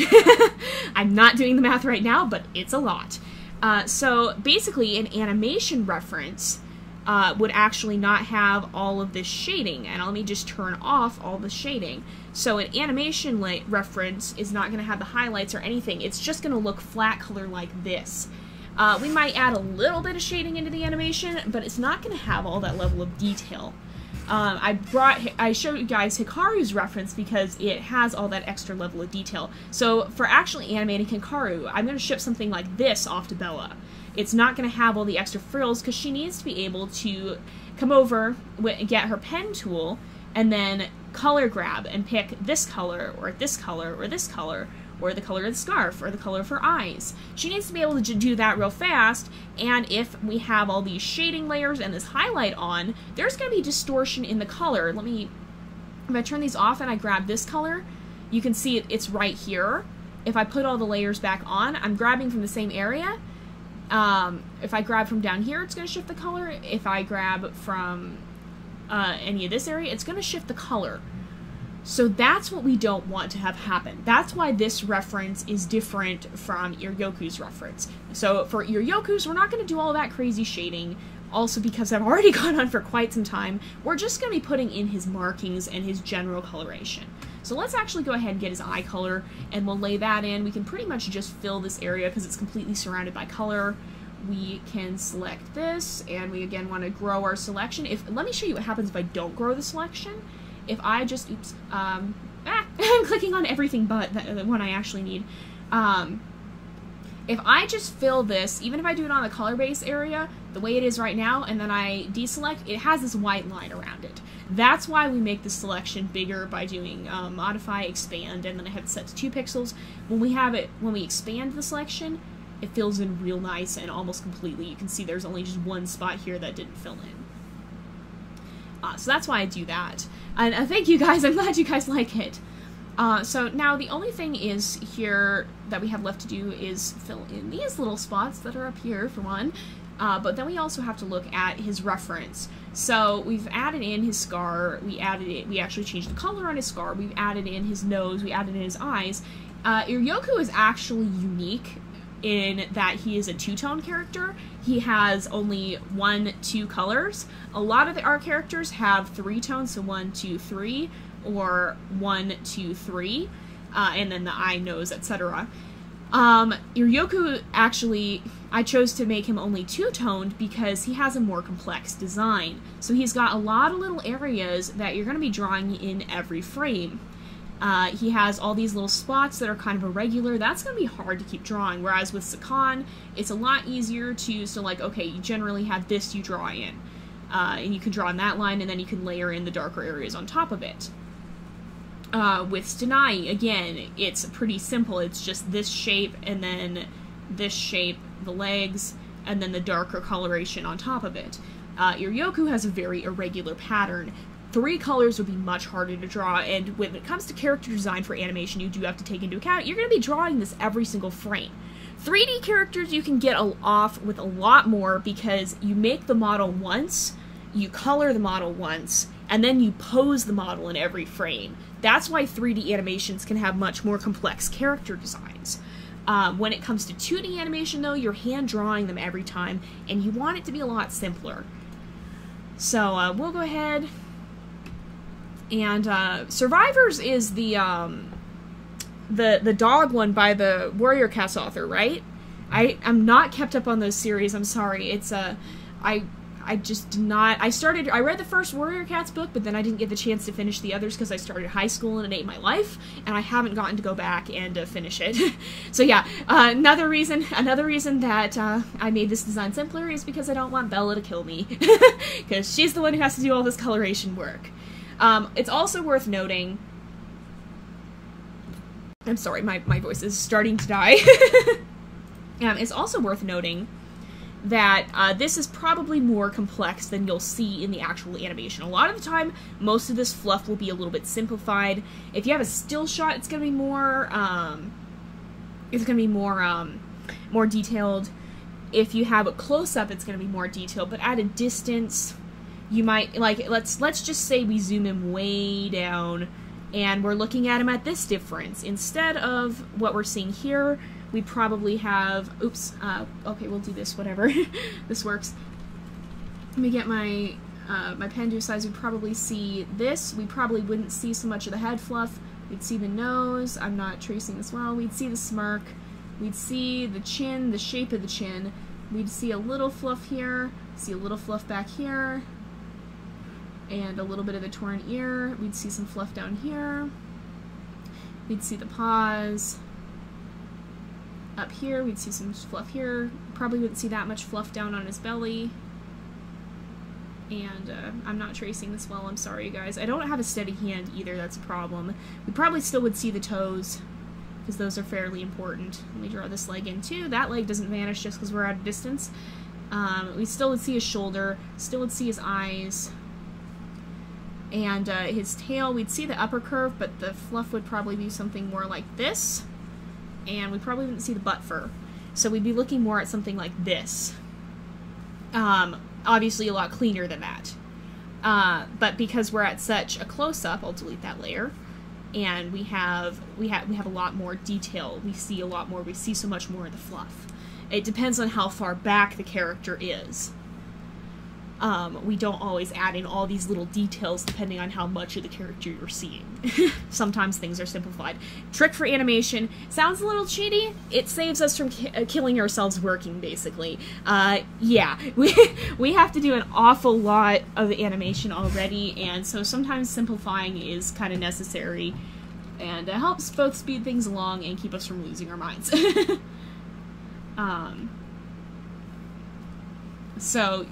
But with this, let's see. Let's go ahead. Oops.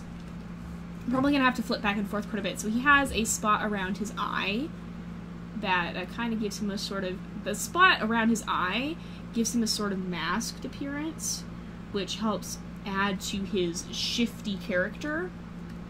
It's sort of like, you know, raccoons look like little bandits because they have those masks around their eyes. Well, the same thing sort of goes here. This helps emphasize his sort of shady, shifty character. Almost like how, another thing, if you've ever seen how in the movies, sometimes there's a character with so much eyeshadow as part of their stage makeup. It helps darken the area around their eyes, and that gives them a mysterious, almost bandit-y sort of look. There's a lot of tricks that go into character design, and this is one of them. Yeah, that's exactly, Salty Nova. You said, plus, even in real life, all those details would be evident at further distances anyway. It's very, very true. Sometimes all you can see is a tiny wolf-shaped silhouette. And, sometimes that's all that needs to be seen, as long as it gets the point across. For more close-up, more detail is expected. Yeah, we could put a fedora on him. I can't draw fedoras, though. So he has that spot around his eye. He also has a spot on his chin. Because this is very close up, you'll probably see a little bit of the fluff on his chin spot actually going sort of this way, and then coming back down here. But again, at further distances, that would just be a line. And there's a little spot here that needs to be covered. So let's see. We'll fill this in. And, let's see.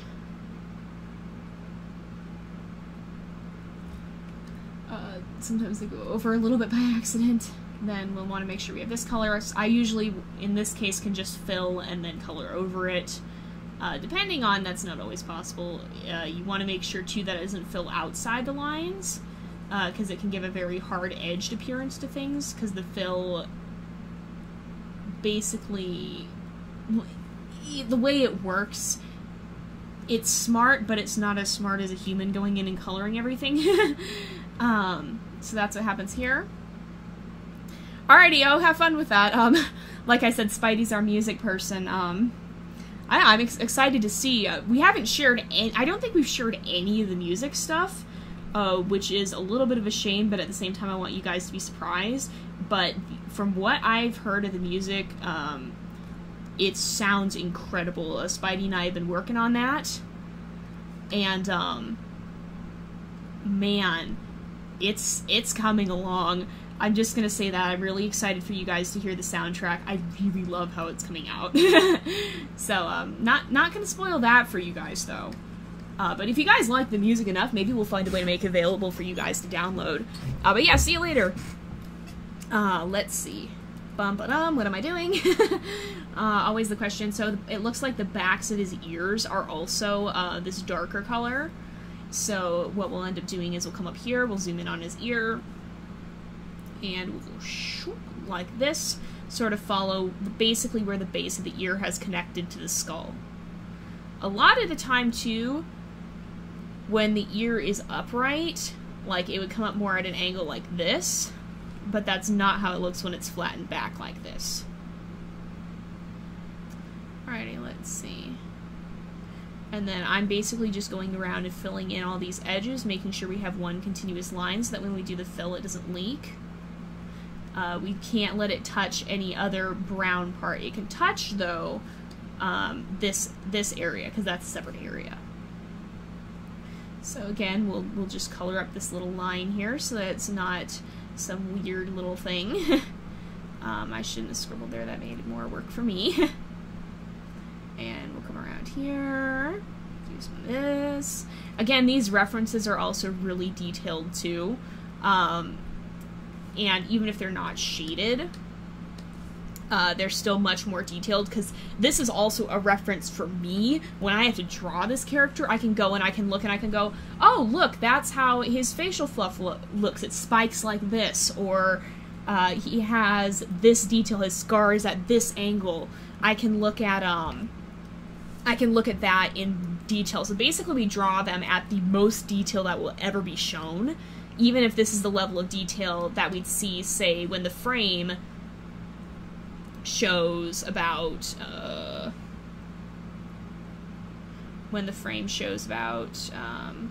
oops.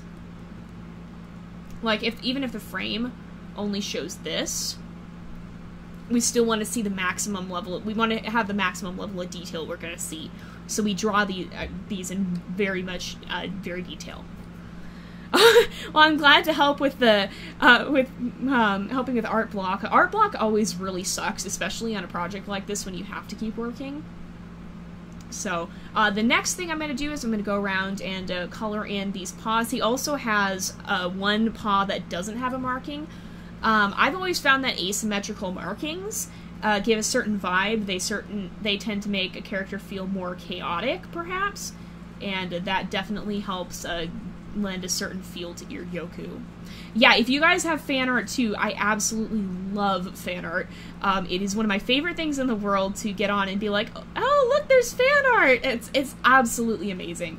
So if you guys have fan art, I would love to see, and depending on where you guys have it, or if you give me permission to post it places, I would love to share it with others, so that the rest of the community can see the awesome stuff you guys come up with. There's not too big of a community for Raiden's Quest either at the moment, and fan art is a big way that word can get around, because people see stuff and think it's cool, and right now basically there's 3 of us that sometimes draw art for this and post it, and so the more you draw fan art and put it out there, the more word is likely to spread. So that's big. That's definitely a big help, is if you guys help promote this to the people you know who might be interested in it, or if you're putting stuff out online and your fan base sees it, your family and friends see it, then it really helps us, because it helps get the word out about Raiden's Quest. It's one of those things where, personally, I think we have something really cool that I hope you guys will really enjoy, but not many people know it exists yet. And there's only so much that the team of us can do on our own when it comes to promoting things. So it really helps to have others promoting it. You know what? I don't like how far this line for his shoulder comes up. I'm actually going to, oh, we got some white under there too. I'm actually going to shrink down that line for the shoulder. It seems to come way too far up. There we go. And let's look at this. I do actually have Instagram. I have an Instagram, which is JZX535, and then there's a Raiden's Quest Instagram, which I believe, will somebody check me on this? I believe it's just Raiden's Quest at Instagram, or at Raiden's Quest. I believe. Will one of the team members check me on this? Yeah, we have YouTube, Tumblr, DeviantArt, Facebook, Instagram. There's a wiki, but it's got very little work done on it because we don't have content to put out that isn't spoiler yet. I mostly just wanted to reserve the name.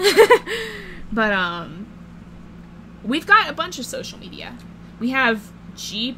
Hey, don't worry about, there's no need to be nervous. Regardless of regardless of what level of an artist you are, regardless of how good you think you are, I still love seeing your stuff, because you know what? Everyone's at a different stage in their journey.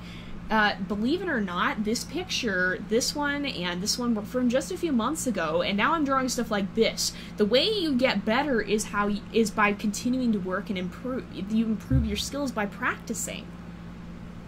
So, that, I love to see anyone at any stage of their journey, because if you're drawing art, it means you're working on improving, it means you're getting better, and it means you're one step closer to getting where you want to go. Okay, thanks, Salty Nova.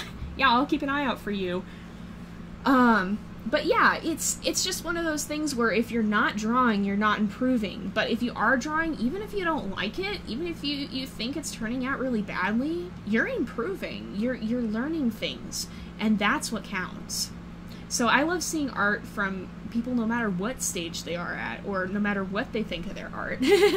Okay, yeah, so we have a couple of links to the Instagram here. There's also a Facebook page, there's a DeviantArt group, there's a Tumblr account. The DeviantArt and Tumblr are where I post most of my stuff. The Instagram and Facebook get most of the official stuff, and the YouTube is weird because it gets videos. So, they all kind of have different things. Basically, if you're on the Tumblr or DA, you're gonna get you're gonna get official stuff and a bunch of random little process things, and me derping and funny posts and stuff like that. But you're also gonna get the official stuff. If you just want to see the official stuff, the Instagram and Facebook page are a little bit better in that regard. So how does his back thing go? So it comes down kind of along the side. Probably going to draw it more like this. Sometimes I end up shifting the design slightly too if I think something will work better. So he'll probably have some fluff coming like this. And then perhaps just a little bit more like this. And then it's going to kind of shift this way because he actually has, this covers basically sort of the scruff area. And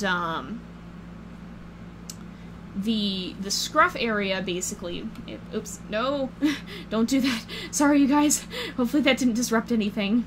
I hit the Windows key. Let me come over here and grab a larger brush. Basically, the scruff area is defined as sort of this area, and this usually, at least in some cases, has coarser fur. Oh great, that's not good. hopefully it's working. Let me check on the where things.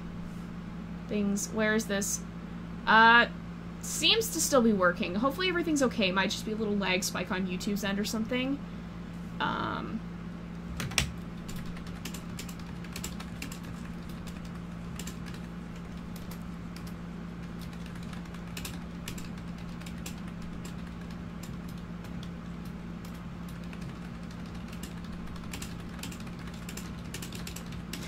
Yeah, I don't know what's up with all this lag. I put some stuff in chat just in case, because I don't know if you guys can hear me or not. Everything seems fine on my end. Okay, it was probably just a lag spike. But what I was saying is, like, if you look at, this is especially noticeable, so, like, I have a German Shepherd, and she has an area of coarser fur that runs down her back along here. And so most of the time, if I have scruff markings, they kind of follow that pattern of there's a marking sort of thing here, maybe down the back, and then down the top of the tail. Okay, good. I'm glad it's working. Probably just a little spike on YouTube's end. So usually that's how I follow the pattern of what happens with the fur here, because, like, my dog actually has a black stripe down her back. I think I've shown my dog in videos before on the J Plays channel. But she has, like, a stripe of coarser fur down her back. So usually when I do scruff markings, it kind of follows that pattern. And so Iryoku sort of does, not entirely. It kind of comes down his back a little bit more, but this area definitely does. So I'm going to follow that natural kind of poofy scruff. The scruff area is where the hackles are, and the hackles are what puff up when the animal gets angry. So that's why, well, cats kind of fluff up all over. But, like, if you've ever seen a dog and their back all of a sudden just bristles up, it's that strip of hair that we're looking at here. Let me get rid of this layer. So that's what I'm trying to do here. So let's zoom in. I'm kind of following that. And so this is actually going to start to curve back this way. It's still too big. Still too big. And it's actually going to kind of come this way a little bit more. We'll clear up this little tiny derpy patch. And let's grab from that. And it'll basically come right there. Oh, I drew it on the line layer. Dang it! I hate drawing on the long layer, you guys. So basically something like this. Down here. And along here. No. Oh, gracious. What's happening with the robins? What's happening with the robins is I took a lot of footage the day they started flying, and I haven't edited it yet because there is just absolutely so much to watch through. I'll try and have that out before I go leave on my big trip that's coming up here. But yeah, hopefully that should be up pretty soon. I need to sit and edit that. There's just so much of it and I haven't gotten it done yet. I've been fairly busy with all this animation stuff. So let's do that. Yeah, that's looking, let me think. What do I think about that? No. Alright, let's see. Here, let me come this way. Try doing maybe this, and then maybe come up this way. He's also, I feel like Iryoku probably has more coarse fur anyway. Like, he's not, like, if you were to pet him, you'd probably lose a hand. But if you were to pet him, he wouldn't be soft and fluffy. He'd be very bristly and coarse.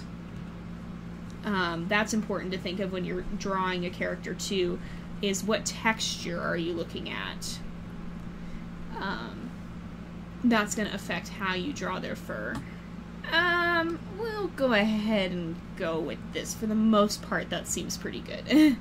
It's might be a little wonky in the specifics, but hopefully it'll look okay. So again, we're just going to come and draw along anywhere where we might have this lighter color touching underneath here, because if it's connected, it will fill. So we want to make sure we don't have any connections. We'll come over here and fill that in, and fill this in, and color up here, and it doesn't matter if we're touching the white, because that's a different color. So we should be able to fill. Nope, apparently not. Let's come down this way. Yeah, I'm using Photoshop for this, but you don't need Photoshop to do this kind of work. Dang it. You can very much manage, I really like GIMP. There's a program called Fire Alpaca that's really good. There's a lot of good programs. Just make sure if, unless you really know what you're doing when it comes to downloading stuff and you've done this before, make sure you get help to download it from your parents. I don't know the age range that's watching this, but unless you know what you're doing with downloads, you don't want to be downloading stuff into your computer without permission. So if you know what you're doing, that's okay though. So, okay, we got it to fill, so we'll just make this brush a little bigger, and again, go through and fill up this area. And here we go. And, but yeah, you do want to be careful with downloading stuff on the internet, because if you're not careful, you can really mess up your computer. So we'll go ahead and fill this. Oh, and I'll show you, I see an example of something I talked about earlier. I'll go ahead and show that to you guys in just a moment. Yeah, Krita is another good one. See you later, Erwin. And welcome back, Big Claws. But yeah, Krita is another pretty good one. Personally, I do see the appeal in using Photoshop. It is a very excellent program, but it is also a pretty expensive program. So it's definitely one of those things where if it's not always feasible for everybody to use Photoshop. I'm fortunate in that I'm taking college classes so that I can get the student discount, which is much, much cheaper. Which is basically why I can have Photoshop. But, with this, there's definitely other alternatives that are free or very cheap that work pretty well as well. Photoshop has a lot of nice features. It's a very powerful program. I love its animation interface for sure. That's probably the biggest reason that I love Photoshop. But there are definitely alternatives you can use if you can't get Photoshop. Especially when it comes to still art. It's a lot harder to find good animation programs that don't cost a fortune, but when it comes to still art, there's a lot of good programs out there. Yeah, you gotta be careful, because if you download the wrong thing, you can get a virus, and that can be really, really bad. I've gotten viruses on this computer, well, maybe not this one specifically. I think I've gotten them on my laptop before, and, I've had to deal with that issue. You know what? I don't like that. I'm just gonna connect these. Sometimes you draw something and it looks good, and then you color it, and it's like, what was I thinking? And you have to change things. There we go. That looks a little bit better. Basically, it's just important to kind of get the general shape of the fur. So he has that. Oops, that's an eye. He has another kind of floof thing on his in the middle of his back, and then he's got one that kind of goes down along his butt fluff there. Yeah, you do have to be pretty careful with computers, because there's unfortunately a lot of people out there who are not so well intended. Oh, but I was going to show you guys. So you can see here we have a very pixely thing that got filled in. That's why you do want to be kind of careful with the fill tool. Sometimes it does weird stuff like that. And it can cause problems. In fact, I see another little one here. Another one here. And let's grab this color again. There's another kind of thing. Again, I'm following sort of the coarser fur on the back. And I'll probably actually shrink this spot down. So you want to, I probably will shrink this down and make it more up here. Sometimes I adjust these markings on the fly because they make more sense certain ways. And this is one of those cases. Have it kind of follow this area of coarser fur. Let's see. Here we go. But I've seen people, honestly, yeah, the tools of the trade can help. You can sometimes, like, it's, a good art program is good, but ultimately, if you get skilled enough, you can do something in anything. I've seen people do the most amazing things in MS Paint, and I even know people who animate using MS Paint. I can't imagine it. I think it would drive me crazy. But people, don't let your tools or lack thereof get in the way of you pursuing what you want to do. It's very much comes down to that. If there's a will, there's a way. If you want to pursue something like this, not having Photoshop or having some sort of less powerful art program is not going to stop you. You can find a way, and if you're determined enough, you will. It might take a while, but it's definitely one of those things where don't let it stop you. Just, it's like, oh, I don't have Photoshop, I'll never be able to do amazing art. No, don't let that stop you. You don't have to have Photoshop to be a good artist. I've only had Photoshop for about a year now. And but when I didn't have Photoshop, I had to find other ways to do it, but I did, and I managed.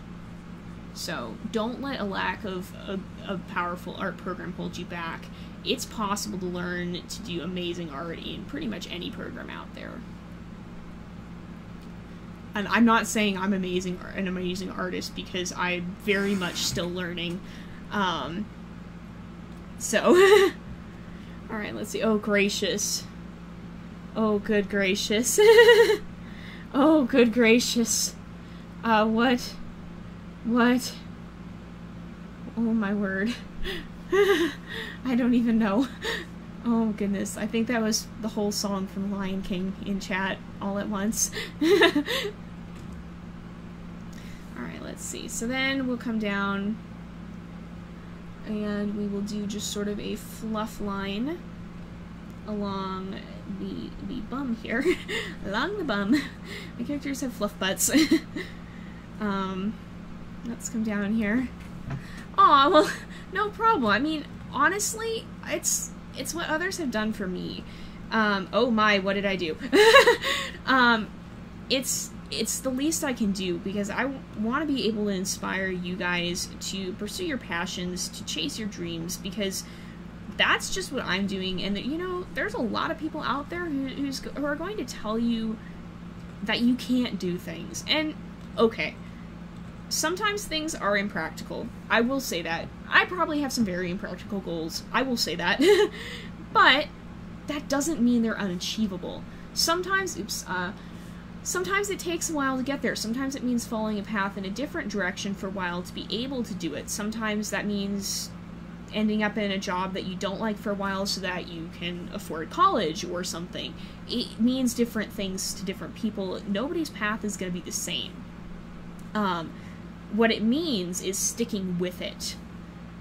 And don't give up, because if you give up, you know, my art teacher, I've been blessed with an amazing art teacher. She's brilliant.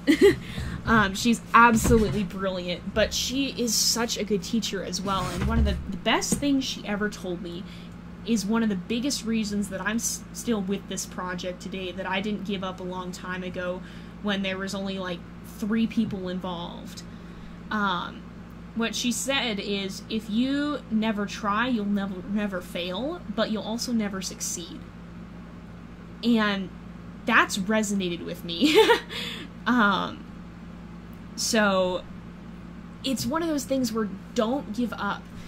The people who never succeed are, a lot of them are probably not trying, and sometimes it's not possible right away. But if you stick with it, you just got to keep at it. Sometimes it's not going to be possible right away. The biggest times that people don't succeed is because they give up. If you give up, you're never going to succeed. If you keep trying, then hey, maybe you're going to fail, but there's still a chance, and one day you just might get there.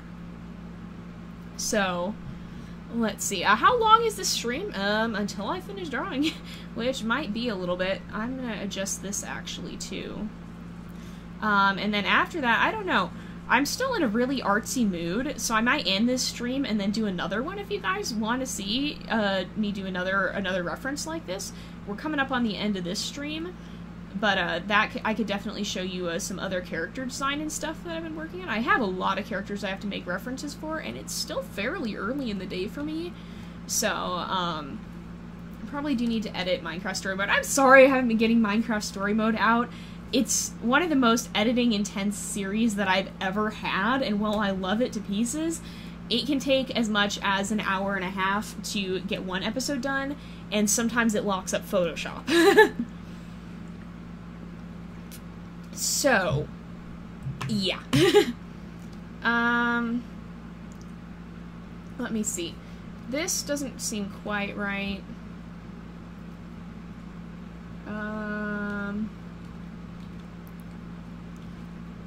Alrighty. Oops. There we go. Hey, Egg! Alright, let's see.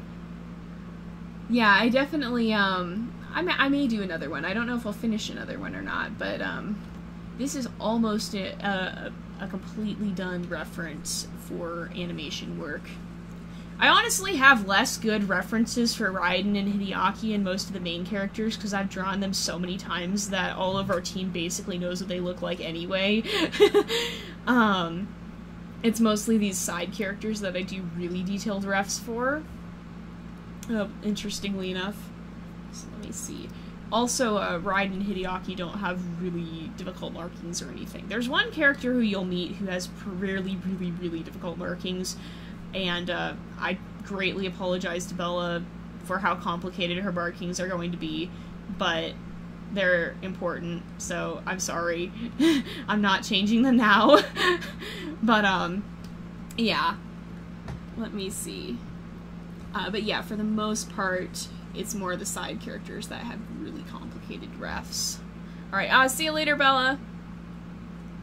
I know, I can't wait for Minecraft Story Mode Season 2 as well. I do have something special in the works for that. I can't say what it is just yet, because I don't 100%... You know what? Screw this. I'm just gonna make it one big thing. It makes more sense.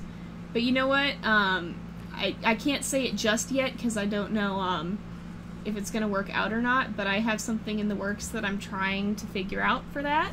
So for when Minecraft Story Mode Season 2 comes out, we might have a little bit of a special something going on. You'll have to wait and see. I'm hoping. I'm really, really hoping, you guys. I don't want to announce it yet because it's not for sure, but I am hoping. Also, I want it to be a surprise. So we'll see. We'll see. Just stay tuned. Well, let me see. Is there any character I'd want fan art more than others? I don't really know. Honestly, the most iconic characters are probably Raiden and Hideaki.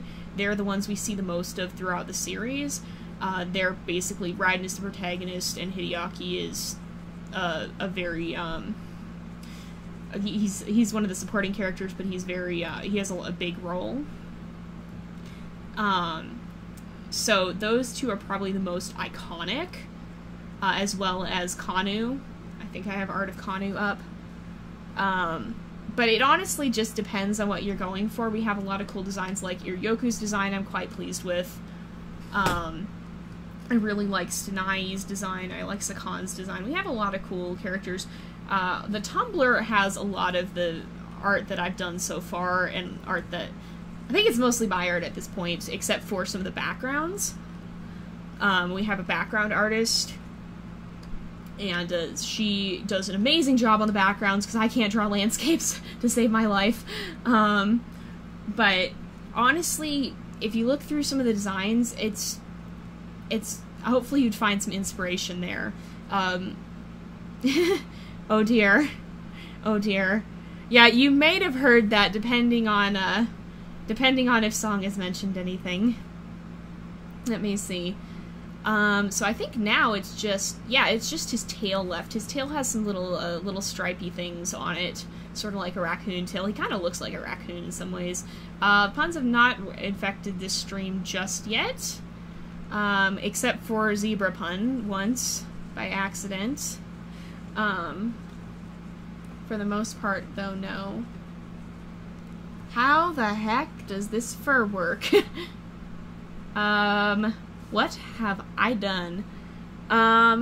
Which Minecraft Story Mode did I get? I got... whatever the full Steam version is, I got that.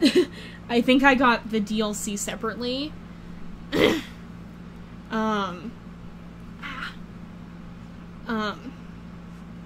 Whatever that was. I think I got it. I got it on sale too, so I don't even really know. It's kind of an expensive game if you don't get it on sale, but at the same time, if you think about how each episode is basically a movie where you get to make choices, and most movies that you don't get to make choices cost $10 each, and episodes for Minecraft Story Mode generally run $5 each.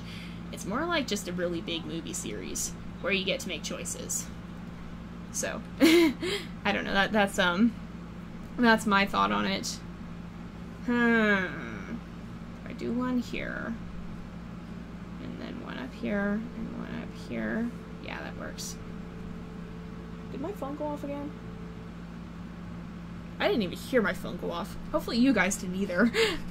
I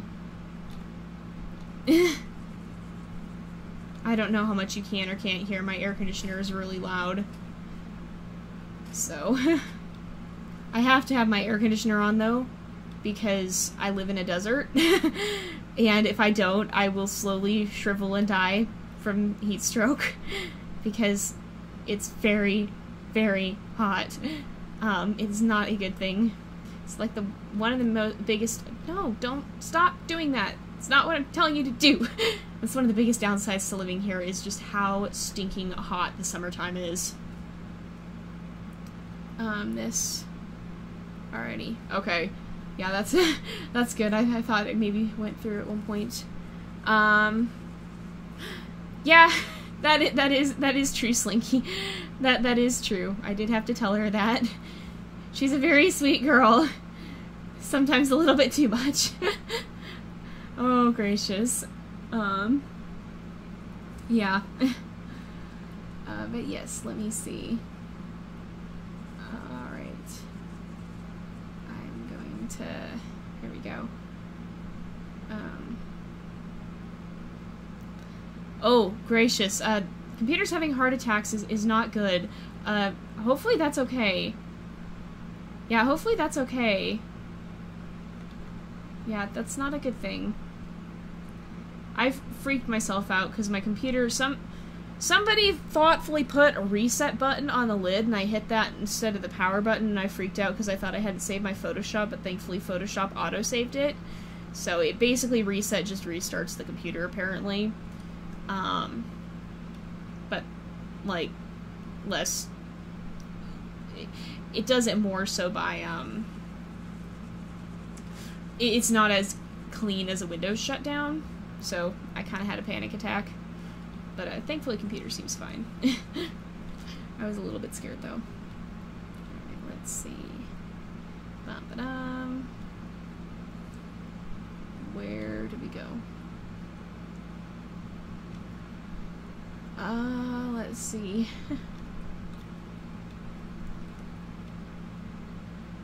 Hopefully this works. Yes? No. Nope. Nope. Nope. Not working. That's probably it. Oh boy. Still one more spot here. Yes! Got it. Alrighty, here we go. Alrighty. I have to edit videos or I'd pop on and join you guys on Wolf Quest. Aw, I have to edit stuff though. I might do another stream, we'll see. My voice is holding up, that's good. At least. I probably have to get more juice though. I'm just about out. Don't Starve Together is really fun. I've actually really been enjoying that one. The only trouble is it sometimes lags a bit, but yeah, I don't know. Most games have that issue from time to time. It's just really annoying when you rubber band into spiders. Alright, let's see. Here we go. I think that about does it too. Yeah, that looks good to me. So here we go, you guys. This is Iryoku. You will be meeting him in the first episode.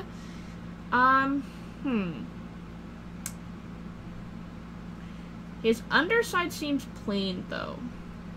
I almost want to add in...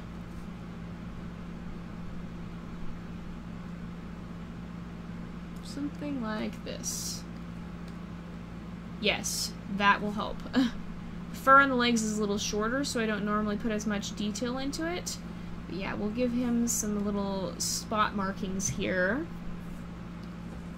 And that will help balance the colors, because otherwise he looks really plain. Oh, gracious. Well, it's definitely a very fun game. Yeah, we've played quite a bit of it recently, too. Song and I kind of binge played it a couple of times. We got fairly far, too. We've been getting fairly far. Oh, gracious. Yeah, careful with breaking computers. That's not a good thing. My computer blue screened a couple of times, but thankfully it's okay. Alright, let's see. Let's go this way. Bum, ba, bum, ba, bum. What am I doing? Just coloring this. Maybe add a little bit more volume to this. Just a slight bit. Make it more of a... It's kind of just this weird bean-shaped marking. The markings, it's sometimes good to have kind of irregular markings. So yeah, I think that helps out a lot for sure. With adding some coloration into his underside. Man, yeah, it's been over 2 hours. It's almost 3 hours at this point. Gracious. But yeah, so that's Iryoku for you. He is one of the antagonists you will meet in episode 1. And I really am looking forward to you guys meeting him and getting to meet some of the other characters too. I think it'll be really fun. I can't wait for this episode to release, you guys. I'm super duper excited, and I hope you guys are too. Okay, so let me see. Let me look at some last questions, and then I think what I'll probably do is take a short break, get something to drink, maybe get something to eat, and then actually probably come back for another video and another stream. So keep your eyes open for that. And let me see.